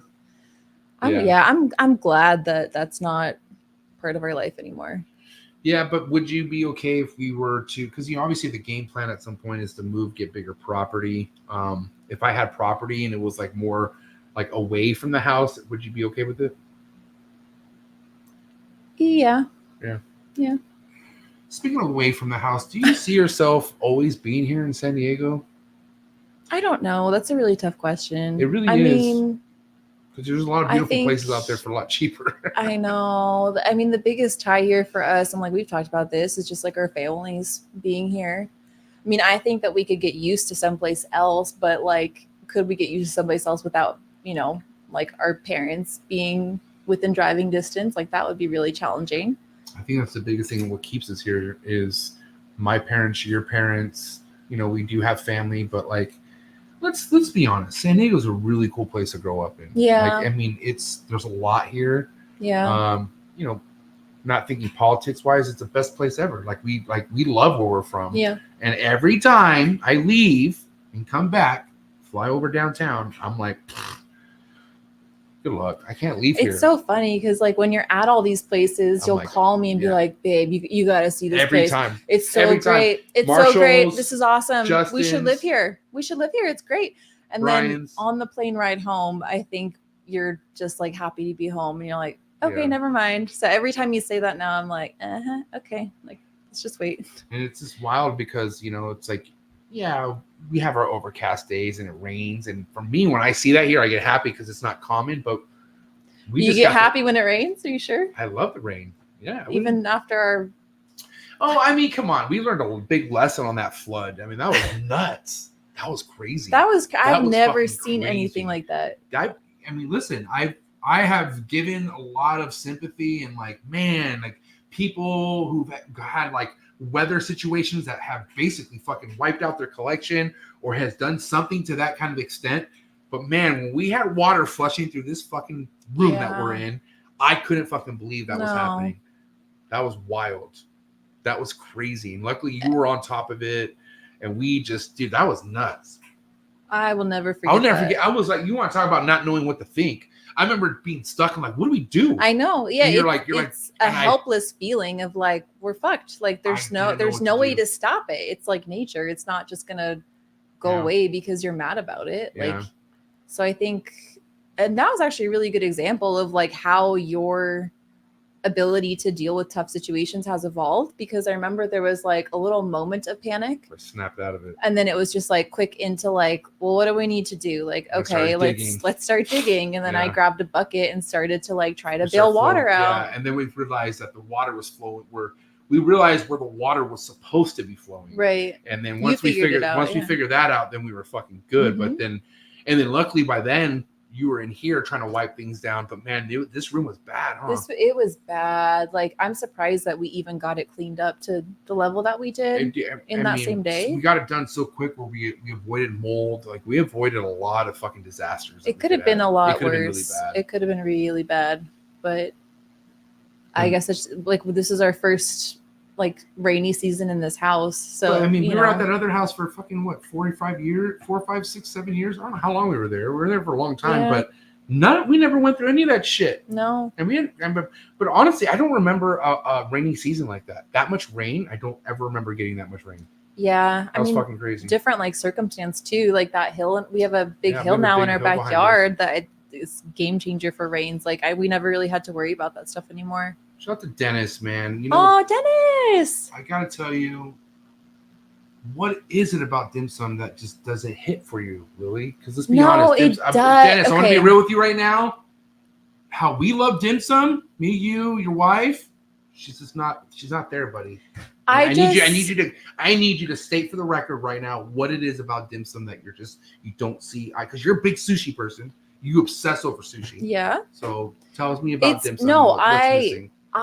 The variety for me is not there because I don't like everything. Like, I like what I like, which is the shrimp ones that come in like the little squishy ball wrapper. Right. And I like the pork shumai. Those are fire. And a lot of other stuff, like the duck that you always try to get, like I just don't. That's not really my thing. Like I could eat a Duck is lot of fire. what I like, but it's like I have to be craving that exact specific thing because I don't like gravitate towards the other stuff as much. And I do love you for you liking what you like, and you know I know you will try things, but at the end of the day, like you're like me when it comes to food in a sense. Yeah. But you do have better. I don't know if you do actually. You definitely don't eat what I eat. Like you eat way healthier. Mm-hmm. Well, you got a late night too. Yeah. Do you blame the weed for do. that? Yeah. Yeah. I think so. Are you upset that I kind of introduced weed into your life the way it is? Like, because you do smoke. You're not heavily, you're not a pothead. Well, I guess you are because every night you smoke. Yeah, I think, not smoking, like it was not a problem for me to not smoke when I was pregnant. I didn't even really miss it that much. Right. But I think it's just like the same thing as having like a glass of wine in the evening. It's Kinda just like a way to nice kind of relax from the day. But like if I, had a reason to stop tomorrow, it wouldn't be a big issue for me. It's just nice. It's kind of like a nice thing to have, but it's not like a necessity. I think yours is a necessity, but that's something else. Yeah, we're not talking about me. This is about This is you. about me, not you. But like, for instance, you can't take sushi out of your life. No, but yeah, another thing that I did when I was pregnant, just because I had to, out of necessity. Yeah, but you couldn't. I remember you couldn't. Oh, I can't wait to have sushi. And you kept telling me all these that was like a really big struggle to not have that. So we're about a year in from having Leo, our baby boy, here on Earth. Yeah, He's about to turn 1. I know. He waves now. Our son Leonardo waves. That's let's see, what else? crazy. He stands up on his own. He can stand up. His head is very tough. He bonks his head all the bonks his head time. quite a bit, and we're watching him. It's just because he just uses it for He's things. just a baby. That's Yeah. just what babies do. But how do you feel? I mean, I am very scared for him to start walking because he is very adventurous, and I know he's down to see what is that. Like if it's something, he'll go to it, right? But right now he's commando crawling everywhere, tumbles. But when he starts walking, It's going to be a whole different ball game. I mean, I can't even tell you. Like that's an experience that we haven't had yet, right? But I think it's like anything else. Like remember when you started crawling for the first time, and it was like we'd put him down in one spot and then turn around, and then he'd be somewhere else, and we were like, "What the fuck is this shit now?" Remember, like it was more of a roll. It wasn't even a crawl. Like, yeah, you would just like army roll. But I mean, I think with parenting stuff, from the limited experience that I have, it seems like every new milestone, like there's always some sort of like adjustment or like challenging period. And I don't know that it ever gets easier, but I think you just get better at like dealing with it and kind of like adapting to whatever stage they're in. So yeah, walking is going to be interesting, but house is mostly baby proofed and we'll figure it out. I think the more baby proof this house gets too is more like, dude, this shit's about to go down. You know what I mean? But I gotta say, I'm having the best time ever right now. Yeah, me too. I mean, getting to see him every morning, I was already having a good time in life. After us getting married, and what's crazy, and I'm not just saying this because I'm trying to get like brownie points. I feel like I already got enough of those, but I will say, like getting married to you, life got easier. Yeah, and a lot of people don't like. You hear all these stories. Oh man, when you get married, everything changes. Dude, I just couldn't wait. I couldn't wait to get married to you. And we got married, and I feel like that's when things started fucking falling into place. Yeah, I think we went through our most challenging period being like engaged. So it's like, I think we dealt with a lot of those issues like up front before. And then after we got married, I feel like it was just like, okay, like a lot of our struggle has already been resolved. Like we already learned how to like kind of communicate with each other. We already lived together. And then gosh, yeah, having Leo is just like a totally different ball game because it's like I have these days where I'm so fucking tired at the end of the day, but then it's like I'm so, like there's nothing else I would rather be doing than like spending time with him and like both of us being blessed to work from home and like come downstairs and see him throughout the day. Like it's an exhausting life, but I know like these are the days we're gonna look back on and be like, oh, remember when he was so young, and like I think we're going to look back on these days and like really miss them, honestly. Yeah. Especially like imagine like even when he was just like a baby, like a newborn. Do you ever think about that? Man, look at And, like, pictures, because you know me, I'm always going through like I Yeah, always go me back and look too. at snake pics and like see like, and I have to reference a lot of things, and I always go through his pictures when he was like even like 6 months ago, like even at Christmas time at the beach, he looked like Oh my a whole other gosh, different totally kid. different baby. Yeah, it's crazy. Yeah. Now, I mean, you know, I kind of why I feel like I do good under pressure, but then sometimes I don't. How are you dealing with pressure of having a child that's about to be 1? You know, right now, our biggest thing is having someone watch him when we both have crazy days at work. Mm-hmm. We all know, like, financial stuff is, I don't want to say a concern, but when you have a kid, everything changes, right? Yeah. I know, because we're even thinking of schools and everything, right? But how are you taking on all the future stuff that we're going to potentially have to get ready for? Are you worried about me at all as far as what's going on with the snakes and stuff like that, and how I bring money in? Like, I think it's like a day by day thing. Like I think there are future worries that are good to kind of have and like table is like, okay, like that's something like the school thing, like that's something that we'll need to figure out, but we have a runway to do it. So it's like, you know, as long as he's happy, healthy, safe, like everything else kind of falls to the wayside. So it's like I already have a pretty significant amount of like anxiety on a day-to-day basis. And so I think I've had years of like learning how to deal and cope with it. And it got worse for a little bit when he was younger, but then I think just like evolving into motherhood and like being faced with challenges and then overcoming them, I think that gave me a little bit of like confidence to be able to like mentally prepare for those like next things. So, I mean, do I worry about future stuff? Yeah. I mean, my job is pretty secure, but like things happen all the time. Like companies do layoffs, you know, all the time, especially this past year. Your job is very different, right? Like I have a paycheck every 2 weeks. I know exactly what's coming in, and your job is different. It's not like that. You have chunks of income that come in at different times. You have snakes that sell at different times. Like, so I think it's just a balancing act. You've never really made me feel nervous about it. hold on. Well, I mean, buying this house, because we had to get a lot of money to get this house. Like it was crazy. Like it was crazy. And I remember I kept telling you, don't worry, I'll remember. But you were like, there were times you were like, fuck, hello, like we need this amount of money. And it was kind of like, and it came down to the very end and towards like the very thin line. But I mean, I do know I stressed you out a little bit at some point. Yeah. I mean, I don't mean to say that you like never stress me out with that stuff, because I think for like, you're used to that type of life and it like always having to like hustle and like, oh, if I want more money, I'll just like hustle a little bit more, or do this or do that, or move this around or whatever. And it's like, my job is not like that. Like if I get commission, I know it's coming 30 days beforehand. So it's like, I kind of just like have a different mindset around it because my pay is structured differently. But like, you've never really put me in a position to where it's like, oh, well, like now, like we're just fucked because, you know, we don't have what we thought we were going to have. Like you've always been able to like pull it out last minute. Like, I don't mean to say that hasn't stressed me out, because like my personality is much more like I want things planned. And like, if it's due on this date, I want it like 7 days prior. But I mean, it's never really gotten to the point where it's been like a huge stressor yet.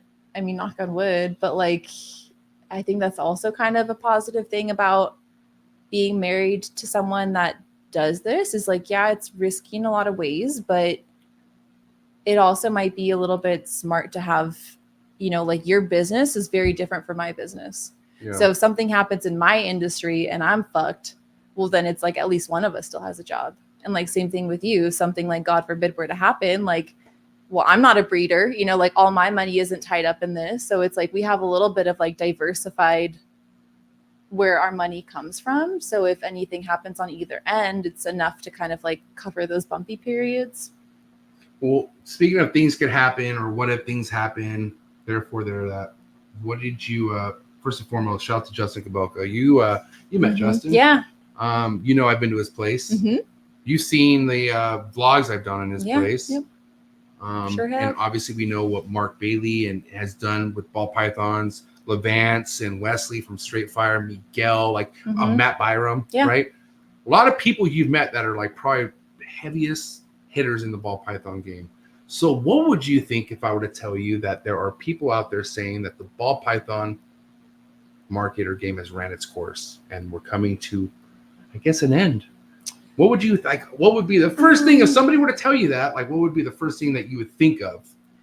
I mean, I think this is very common no matter what industry you're in. I think things are cyclical. Like they have their high periods and their low periods. And if you stick around long enough, I think you see all parts of that cycle. Like that happens with like my industry and like what we're in right now. And it's, yeah, I think if you stick around long enough, you start to hear, and like if you, you know, have exposure to those people that have been in it and you have conversations and it's like, okay, well, you know, maybe the same thing happened and then it kind of bounces back. It's like, that's kind of the ebb and flow of like how everything kind of works, like our economy, like it's never hot all the time. So for sure, there's been a chunk of people who've left your industry because of this. Oh yeah, for sure. Yeah. And that is normal. There's been people huge, leaving, people coming. Yeah. There's been huge layoffs. It's the exact same thing in what I do, which is completely unrelated to anything ball python, reptile, even animal. And it's the same thing. It's like everyone wants to bail because they think the ship is sinking. And I don't necessarily think that's always the case. I think the people that are most successful in whatever industry are usually the ones that stick through the tough parts and like find a way to grind through them. And then like think about it too. Like think of all the people that like have been in ball pythons and have gotten out because they just think like the time has come and gone. Well, like when things cycle back around, they can't just pick things back up and start off exactly where they were. Like they've already lost that. So then the people that do remain are going to be the ones that have held on to the better stuff, have continued projects they believe in. So I don't know. I just think things always kind of cycle back around. I mean, to say that like an entire industry is dead, it's kind of a big statement, right? Right. I mean, something like the ball pythons, which has been around for I don't know how many years now, but you know, as far as what you have seen, you know, and you know, I don't. You're not somebody who. Well, first and foremost, you have Justin's calendar. You know what kind of snakes are being made out there, and I just know that from a stance from when I see it, a lot of the stuff that a lot of people are saying is over. It's just getting started. Yeah, I think so too. I think you do have to be smart and like diversify in what you're working with. Like if you put all your eggs, your literal eggs in one basket, like, you know, you might want to have different projects in this or that, primarily because things fluctuate and interests change and demand changes. But I don't think you can say that, oh, it's completely dead and over. I think it's just evolving. Right. Now, I mean, for the record, anyone's curious, like, you know, wondering what you do for a living. Why don't you kind of tell the people what industry you're in, and you know, and that way they know what you do. I'm in staffing. So basically I sell IT consulting services to companies. So like the best example that I give, because I know that sounds like kind of mumbo jumbo. So like companies like Apple, when they push out like an update for your iPhone, like they don't necessarily have like permanent employees that will work on that. If it's like a specific project, a lot of times they'll hire contractors. So like mobile developers or whatever needed to get that project done. And those are usually temporary employees. So my job is basically to like find those opportunities and sell those services. And then those contractors will go work for that project and we basically get a cut of it. So it's kind of like recruiting, but like on steroids. Like these are usually specific projects, a lot of like government clients. Like big jobs, right? Like, right, people who make quite a bit of money. Yeah, so like a lot of the IT positions that we work on, like I don't think we really service anything that's like under like $150,000 salary. These are all like, you know, IT professionals, web developers, coders, data engineers, data architects, like those type of positions. So I mean, technology is always changing too. And that's why like that industry has been hit pretty severely in the past year. So that's why like my business has been affected by that. But there's always spend out there. It's just like finding those pockets and basically a very heavy sales role. like very relationship based, but like strategically trying to figure out where the spend is and then trying to like capture that. Now, one of the things that, we're talking about like things that have happened, either if it was just you seeing what I'm doing here in the room or you meeting certain people that feel like, oh, the stars are aligning. Do you remember how excited I was when I took you to your very first Tinley and I introduced you to Marshall Mendez and Gary Shavino? Bill was there too, right? And Bill. Or no, Bill. No, Bill wasn't there. I don't think Bill was there. But then come to find out, you and Gary have something in common. Yeah. You guys are in the same industry. Yeah, Gary's an OG. Shout out to Gary Shavino. He is. Love that guy. Like literally love him on all levels. But I was so stoked when my wife came and told me that you guys were in the same field in a sense. And I was like, because, Gary, like I was so overwhelmed just getting to meet him at Tinley. And then I'm like, now we're friends. You know what I mean? Yeah, I don't think you realize like what I did in what capacity until there was like a clear line to where it's like, oh, I'm involved in the same type of industry that like Gary's in. I would just and then I think you're like, whoa, like I don't think that you really like knew what I did. Because I was very curious. I was like, what does Gary do? And then you broke it all down. I was like, wow, that's interesting. Yeah, Gary's actually one of the people that I called like when there was so much movement in my industry and people leaving left and right, because he's been in it forever. I mean, I'm pretty sure like before I was born. So he was like the first person I called, and he was just kind of like, it is what it is. It's fine. It will be better. It sucks now. It's not like not very like alarmed. And I'm like, okay, like things are going to be fine. Like just stick around and it'll be worth it basically. Yeah. Shout out to Gary. Yeah. Gary's awesome. I love Gary. But yeah, I'm just saying like I could keep going too, but I feel like the people that are in this industry are just so awesome. Yeah. And I feel like it helps you believe in what I have going on even more because you're meeting these people. Yeah. What do you feel about Trapfest 2024? Are you excited? Are you stressed? I'm a little stressed. Why are you nervous? Didn't you like the other Trapfest? Last year we didn't have Trapfest because it was a mini it was gathering. Different. The year before, and the other two Trapfests, out of control maybe, or a little bit too much for my liking. And this is just different. Like this is just like our home base, like our babies here. So, right. You know what I mean? It's like I'm fine with a party, but my worry is that there's no stopping the ball when it's rolling. Brandon Wheeler. No. Like I said, Brandon's always very respectful. He throws up in the bushes and then he comes back completely fine. So, smiling. Yeah, smiling. So no. I know that it's gonna be a great time, but I also feel you on the whole situational things. Maybe Leo should stay at his grandma's. No, is that hard to think of? Are we not ready for that yet? I don't think so. I'm not. I recall the best moments of my life were staying the night at my grandparents' house. Although I could remember it. So I don't know if I remember that one. Maybe it's a little too early. I think he's going to do fine. Here's the thing. I have an idea where I'm going to point the speakers to. And I think that's going to have a big, tremendous effect on everything that we want to do. Because how do you feel about me doing a live DJ set? That's fine, but there will be a cutoff time. there will be curfew enforced. No, dude, 10 o'clock. That's legit.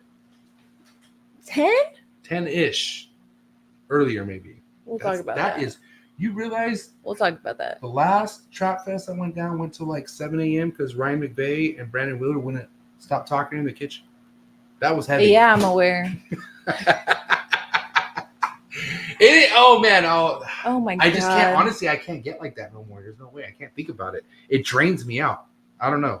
Either way, what do you think about the people that come to Trapfest? Oh yeah, I'm excited to see everybody. I'm stoked. That's always the best part of, like, it's so much stress leading up to it, but it's so cool to see the people that like have given you so much support over the years and like put faces to names of like people that I see in like the chat. So it's always a really, really cool experience, but it's work. It's just work. Yeah. That's all. It is. But also it's my favorite time as far as having to do any kind of work, even though that's going to change. Cause what do we have a month after that? Leo's birthday. Yeah. Jeez, so we're going back-to-back parties. But you know, I will say though, thank you for you allowing so many people to come to our home. But you know, I'm very careful. You know, like you've gotten you know much better. me, I'm Yeah. very like You've gotten this much isn't better. like a random. Yeah, fucking tell everyone that you know that has a reptile that can come over. This is strictly Patreon only. And I will say one thing that I think is super cool about you and how you've kind of like differentiated yourself is like you were such a connector of people. So like that's very cool to see live. Yeah. Like when it's like, oh, like this legend is meeting this legend. Yeah. Like two people that you really look up to. I will say I'm pretty like, good at that. Not to toot my own horn, but that's why it's like I bring the perfect people at the perfect time. Yeah. Type of thing. Yeah. And I feel like that's why I've been so successful with this podcast, because I don't like, you know, I used to put things in the thoughts for months down the road, but I'm pretty like on the go now. But I always feel like I do put a lot of thought and effort in who I should bring. Mm-hmm. Even when I bring like multiple people on, you know what I mean? There's a huge strategic reason why I bring whoever the fuck I bring on. Yeah. Because I'm trying to figure something out or get some sort of information that hasn't been put out yet. But there's always a move behind who I have.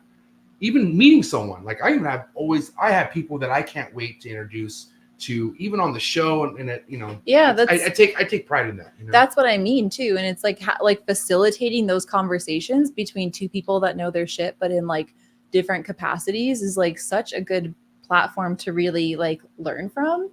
You know what I mean? Because it's like if those two people haven't had like that ability to connect and like talk about their experiences, and they're having it for the first time live, like that's such a cool conversation to get to be a part of, and so much like knowledge shared in those situations. You know what I mean? Because it's like they're each bringing an expert level opinion, but like have done their own paths to get there.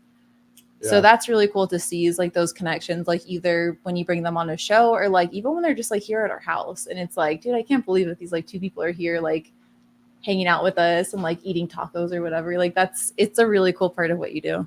Yeah, I love it. I really do. Also, as much as I love, you know, linking people up and me going to go link with people, you know, traveling's not, I don't know, babe. Let's talk about me. Let's talk about, because here's the thing. I want to get this out of the way. I think you think I love leaving. Like when I tell you, hey, I'm going to be going to Daytona. I'm going to be going to Tinley. I'm going to be going to Texas.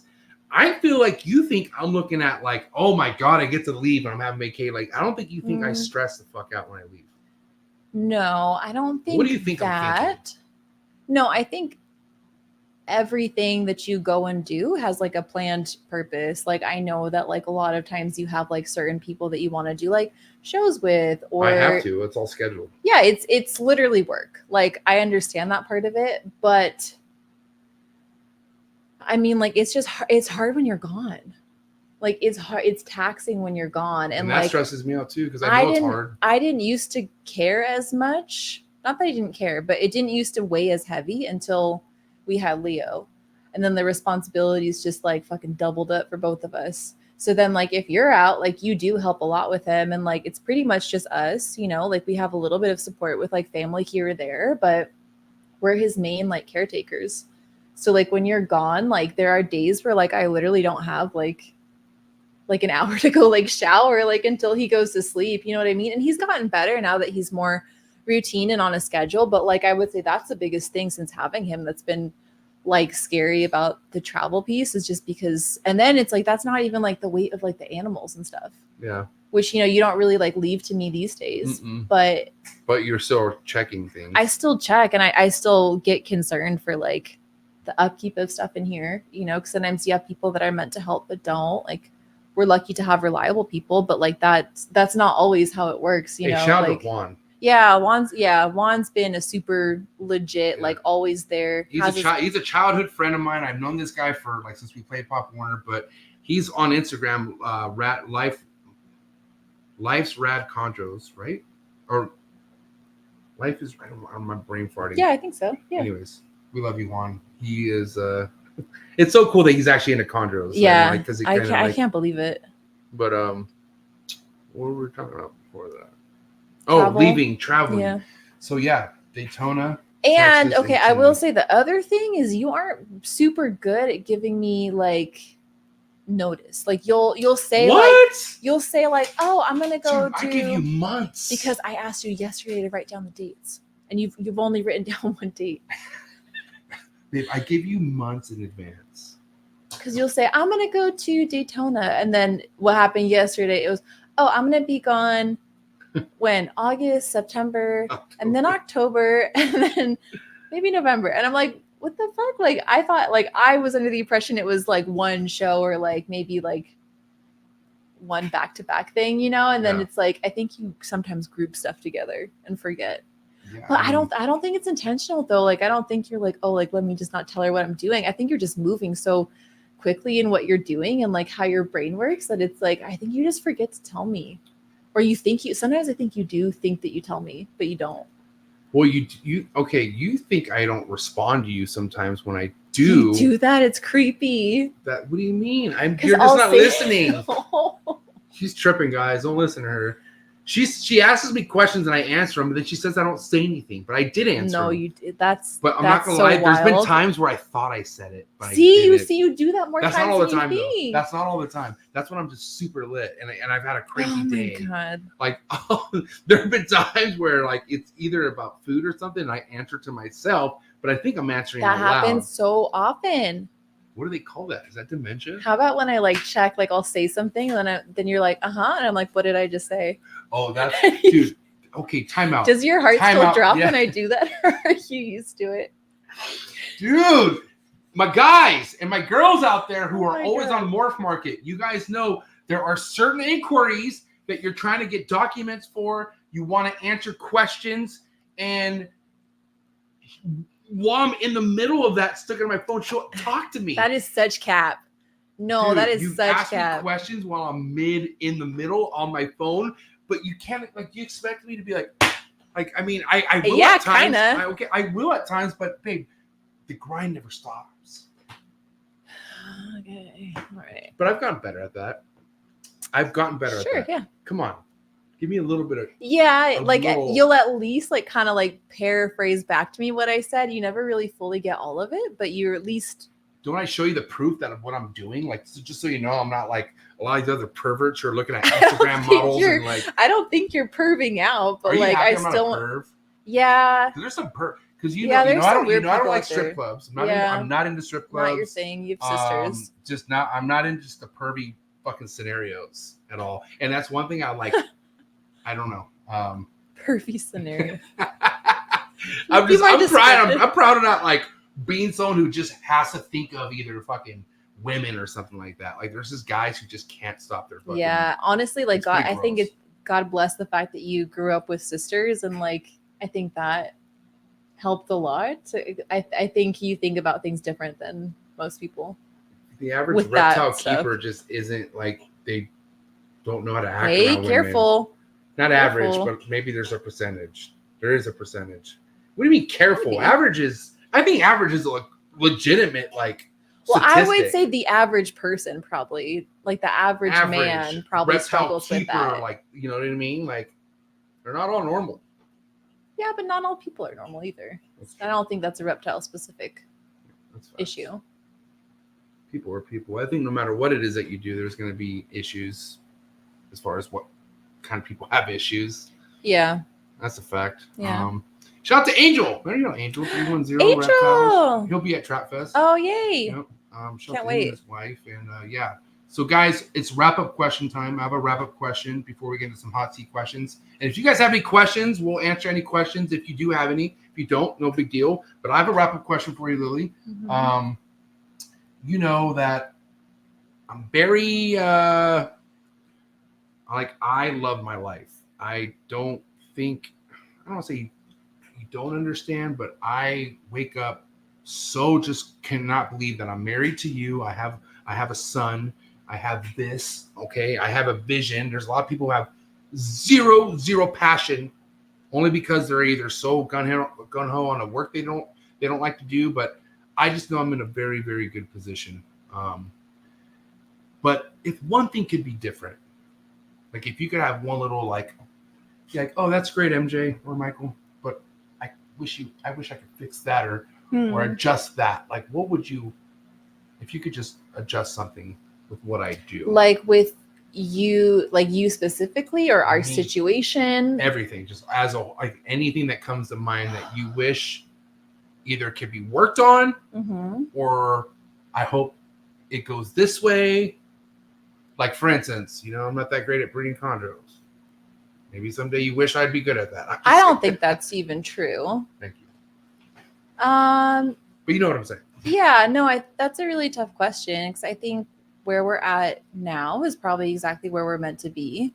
And like, I feel the same way. I'm like super grateful for our lives the way that they are, but I don't really know exactly like where that like little thing inside of you comes from, where sometimes your mood like shifts so quickly, because that's that bipolar.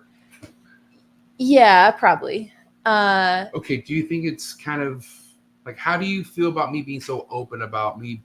Like, I know I have anger issues. I know there's things that I've openly said I'm working on myself and stuff like that. Do you feel like it's not good to be that vulnerable and like express the way how I am, or like? No, I think that's important, because I think it normalizes it more. It's like so many people go through so many different struggles, and I think if everyone was just a little bit more like open about sharing it, especially people with like public platforms, I think it would make it a lot easier for other people to be like, oh, well, maybe that thing that I thought was wrong with just me isn't just me. Maybe it's just something else, like maybe it's just something that like I need to look into more. So I don't think that's a negative thing at all. And I think I've seen like your progression of like identifying those issues, like accepting those, and then finding ways to manage it. But I think if I were going to tweak one thing, it would be like consistency in that.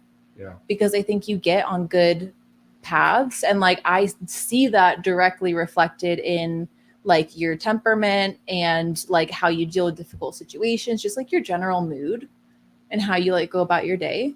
And then I notice if you like stop doing those things, or like say life gets really busy or stressful or whatever, then it's like I see things kind of revert back, and I'm like, oh gosh, okay, like time to give you like a little nudge to get back on that stuff. So it's like, it really does work. Like when you put in the work, it really does work. Like, you know what I mean? Like each of those things that you do, like your daily, like morning routine and stuff, I think helps with all of that. I think it's just like consistency in that, because like, do you see the value in it when you do those things? Big time. Yeah. And it's it's almost like, how I know it's clear as day. Like I feel like shit when I don't work out. Like if I have anything keeping me from working out, I eventually get built up. And I even like, you know how much I've missed jiu-jitsu. Like, are you kidding me? Like, but luckily I'm able to put a lot of that into working out. But like I have to be spending my energy into the right places. Right. To keep me not focusing on stuff that doesn't matter.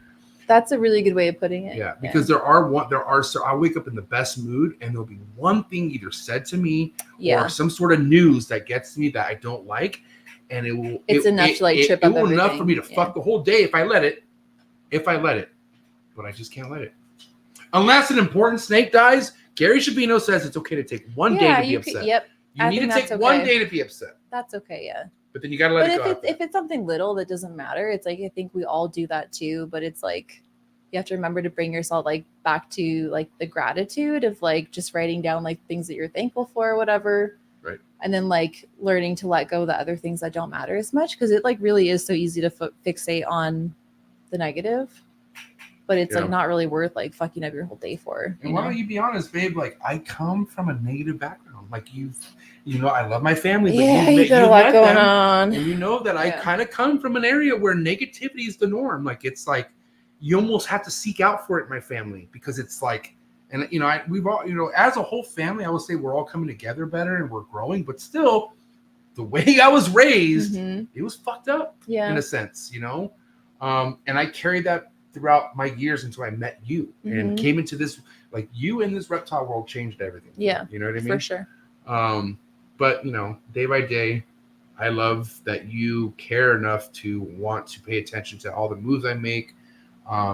Would wish you'd watch my show a little bit more, but I will. Here, no, time out. No, it's right at bedtime. Not only that, it's good that you don't watch, because just like you make me watch Vanderpump and all your drama shows, you like that. no, hold on, let me finish. All right, let me cook. You only watched my show when I was dealing with drama, and you know that there was beefy things that I could have said.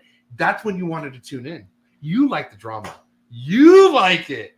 It's almost good that you're not listening. You know that during the time when things were super rocky, I would watch and like give you like notes at the end. Right. Like, hey, like you handled that really well. Or like, why'd you say that? Like, there's been times where like you've come back into the kitchen after like a podcast and I'm like, why would you call that person out like that? Like, and you're like, oh shit, was it that bad? I'm like, yeah, it was bad. Why'd you do that? That was mainly drinking days. I know. I know. Yeah, this is not recent, but just in like past history. But like for a while I have to like police you and like watch just to make sure I knew what was being said. But before we get to the Q&As, to the chats, have I gotten better? No, hold on. My question is, am I on the right track? Yeah, of course. Yeah, the thing about you've been on the right track like since I met you. Like that was something that started before we met. Like I think you already knew that like your life needed to change in certain ways and you just didn't have like the tools or support to do it. But it wasn't that you weren't already like knowing like what path you wanted your life to go down. Yeah. You know what I mean? Yeah. And then it's like each year you've progressed so much in that. So it's like you've never been like off track. You've just kind of like had like little detours because you are, I mean, a human and like fighting against things that you grew up with and things that are kind of like ingrained in you. Yeah. So it's like you can only do so much to fix that in a given amount of time. But like from where you are today to where you are when we met is like night and day. It's like completely different. Thanks, wife. I appreciate it. All right.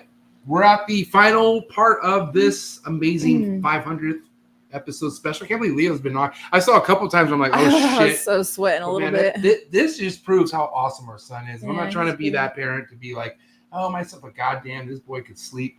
He could eat. He's amazing. He's great. But wrap up question. I think we have a couple, which is awesome. So let's go to Brandon's wife has a question. Des. Hi, Des. Let's see. Des says, what is Lily's best piece of advice for a wife married to a reptile keeper? Ooh, that's tough. I would say patience. Like patience. Do I have to elaborate or? I mean, okay, so why don't you kind of give the reptile keeper advice for the wife? Because you're saying give the wife advice, which patience is what you had with me. Yeah, patience. But what would you give advice to a reptile keeper? Communication. If you have a plan, communicate what it is. Like if you have a vision, like let your partner know what that is, so that way they have a buy into it too, and don't just think that it's less than what it is to you. Can I say my answer? Yeah. What mama don't know won't hurt her. I'm just kidding. Mama always finds out. She does always find out. Let me tell you. Yeah, thank you for your question, Des, and shout out to Brandon. And dude, I have trappers, Patreon members all over the world. This guy's from Sweden. Oh, that's awesome. My boy right here, Marcus, Lucid Arboreals. Appreciate my Sweden player. He says, love this episode. You guys are amazing. Wish I could make it to Trapfest to meet you and the rest of the Trap fam. Bless y'all. Well, you know what? Day by day, it's going to happen. But appreciate your support, man. It really means a lot. Shout out to Dylan from D's Balls and Exotics up there in Washington. He's my buddy who had a kid 2 weeks before Leo.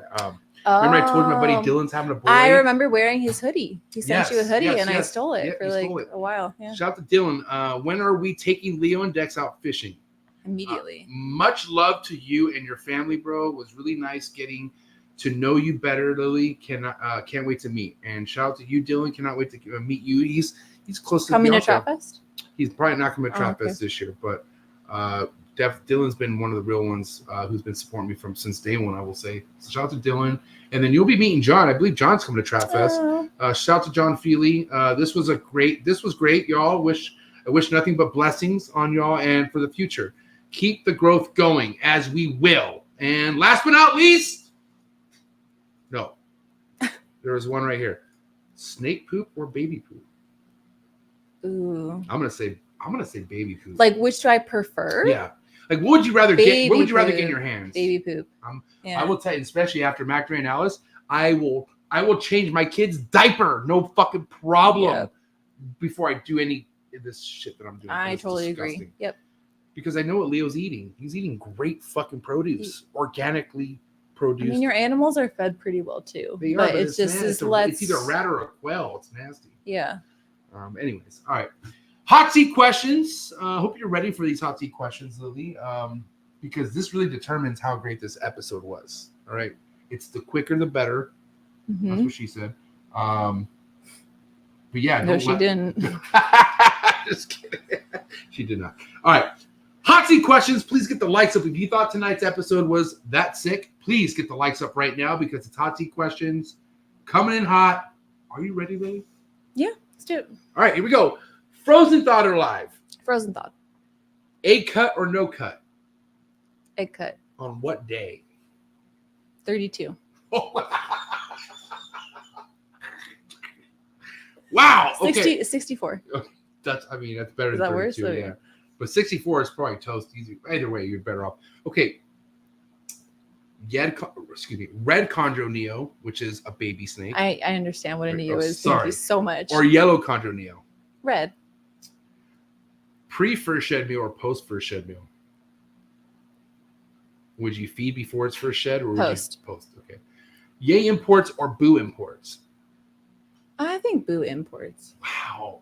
I mean, I don't really know, but that's just my gut. You've told me this before, but what would be a dream reptile that you wouldn't mind breeding someday? Oh, well, the crested geckos. Crested geckos? Yeah. The ones I use for feeders? Yeah. Oh, it's unfortunate. I know. Yay sports or boo sports? Yay sports. Favorite sport? Baseball probably. I think baseball. Favorite baseball team of all time? Dodgers. Why do you have to say it so low? Say it with pride. Dodgers. Very controversial. Dodgers. Dodgers. Thank you. Steak or fish? Steak. Favorite cut of steak? Filet mignon. Damn. Favorite side with the steak? Mashed potatoes. Oh, crucial. Yay alcohol or boo alcohol? I think yay alcohol. It's fine. What's your all-time favorite alcohol beverage? All time, probably michelada. I was gonna say jalapeno margarita. Ooh, that's a very close second. Time out. Why do I know you better than you know you? I don't really think about, well, what's my favorite this or that, because I have certain moods that I get in for certain things. But I feel like I don't have an all-time favorite. It's just. But I feel like my answer would be more closer to what your favorite is than your own answer. If I were to answer for you, I know you. Well, because sometimes I do like a spicy marg, but right now I want a michelada. Big flexor or no flexor? I'm a no flexor. What? I think I'm a That no is flexor. fucking cap, dude. No flexor, really? Babe, You don't think so? I think you're at least. I mid. think I used to be a big flexor, but dude. I think I've chilled a lot. Maybe a mid.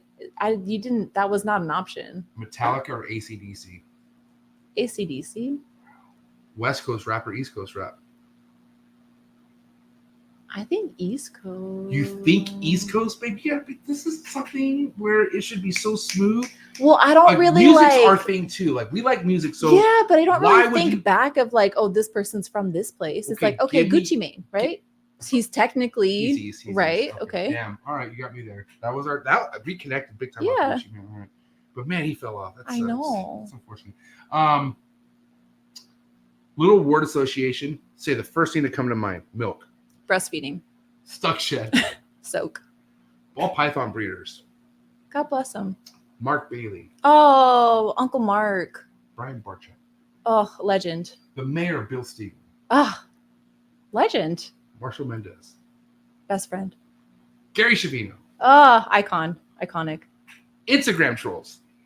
I'll pray for you. Last but not least, coolest reptile network in the world. Trap Talk. Wow. Hands down. You nailed it. I'm not gonna lie. You did better than a lot of other people. Yeah, I mean, that have I've done had it. a lot of practice listening to these, so I'm well prepared. Time out. Okay, now I'm gonna pretend like Emilio's here. Oh, here we go. You thought I wasn't gonna morph quiz you. You're wrong. No, Okay, I'm not prepared. I'm Emilio. I'm about to meet. All right. One has to go. Hypo or pied? Hypo. Your favorite incomplete dominant, is it going to be GHI or Super Gravel? My favorite? Or which one has to go? One has to go. Super Gravel. Wow. GHI till you die? I guess. Yeah. All right, last but not least, what does GHI stand for? I fucking hate you. I had to make it difficult. Come on, wait. Okay. What does that mean? Because you know why? I'll give you a clue. Cold Stone. Cold Stone? Yes, with the stone or the mixing? Come on, Cold Stone ice cream, woman. Yeah, what about it? Like it, love it, gotta have it. Thank you. Oh, my God, congrats. You got zero help. Amazing. I feel great. Babe, amazing podcast. I Well, love you so much. This is great. I don't think that this has ever happened before, but I have hot seat questions for you. Come on, you can't do that. I think I'm the only person that can do that. Woo! She's gonna hot seat question me. Really? All right, bring it on. You should be prepared for this. You've had like 500 episodes watch me hot seat these motherfuckers. Come on. Okay, so I need you to answer shorter the better. No thinking. Okay. Come on, dude, bring it. To spray or not to spray? Spray. Steak or lobster? Steak. Favorite cut of steak? Prime rib. Red Neo or yellow Neo? Red Neo. Fuck, come on. To vend or not to vend? To vend. Favorite Trap Talk guest? Oh, Brian Barczyk. This one's controversial. Least favorite Trap Talk guest? What the fuck, really? Oh, for sure. The fucking douchebag, wannabe, laboratory scientist who's so lame. Okay. He's a lame. He is the BMC lamer. Fucking dude. He's a better. goober. Oh my God. I'm sorry. You started that. Shorter the better. That guy's a waste. I'm not done. Sorry. Most money you've ever spent on one animal. What's that? Dude, price? that's dangerous. Really, babe? Come on, this is hot seat. Like, I didn't think I had to coach you. Oh, say a number. 5,500. 5,500. Wow. All right. Okay, your dream blunt rotation. You can pick 3 breeders. So 3 people you'd want to share in a blunt rotation. Oh, fuck yeah. Marshall Mendez, Mark Bailey, Bill Stiegel. You get 1 extra. 1 extra? Yeah. I would say Gary, but he doesn't smoke, and I don't want to put Gary in that position. Right. Ari Flagel. Okay. Ari, I miss you, buddy. All right. Wake and bake or nightcap? Oh my gosh! Like I have to pick one. I have to nightcap. I can't sleep without weed. I got nightcap. Yeah, nightcap. Okay. Yeah. Wait, hold on. Can I have a beer at night? You can only pick one. You know how this works. But am I allowed to have a beer at night? If I can, I'll do a morning. I'll do wake and bake. Okay, I'll accept that. One has to go forever, and I mean forever. Taco shop or fine dining? What? I would say hot seat. I would say taco shop because I could get a taco at any fine dining place. What do you mean by fine dining? You just mean like a restaurant, I mean like right? the Ruth Chris. I mean like because Javier's, like all the Fuck taco shops, you fucking kiss my ass. Yeah, okay. yeah, for sure. Oh, but hold on, Lolita's. Yeah, sorry. I only because taco shops are getting the boot. Puesto. What are the places we like? Like Puesto. Puesto, yeah. We Okay. could eat there for sure. Okay, little word association. Say whatever comes to mind. Mites. Oh shit. Thank God no more. Milk. Cookies. Instagram troll. Fucking right on. Prolapse. God, please help me. Marriage. I love it. Thursday night. Thursday nights belong to the trap.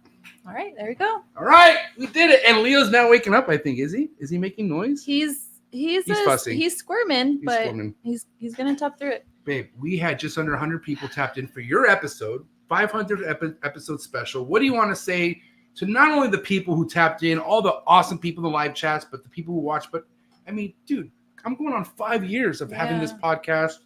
So for everyone who's been sticking out all the support and the ongoing support, everyone who supported this at all, what do you have to say to everyone out there? Yeah, thank you guys so much for like the unwavering support, especially through all the trials and tribulations. Like truly, we would not have any of this if it wasn't for support, like not just monetarily, but like support through the tougher times. And, you know, for as much drama as I know comes out of the reptile industry, I think there are far more better people than there are worse people in this hobby.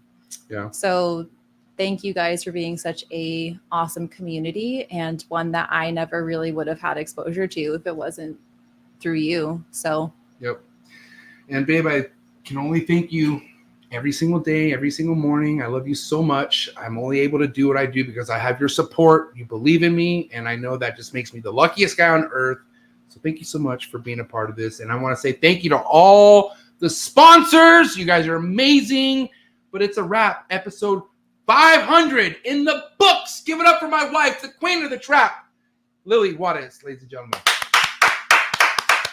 All right, guys, hit that like button, hit that subscribe button. I'll catch you guys here for the next one. 500 episodes in the books, and we're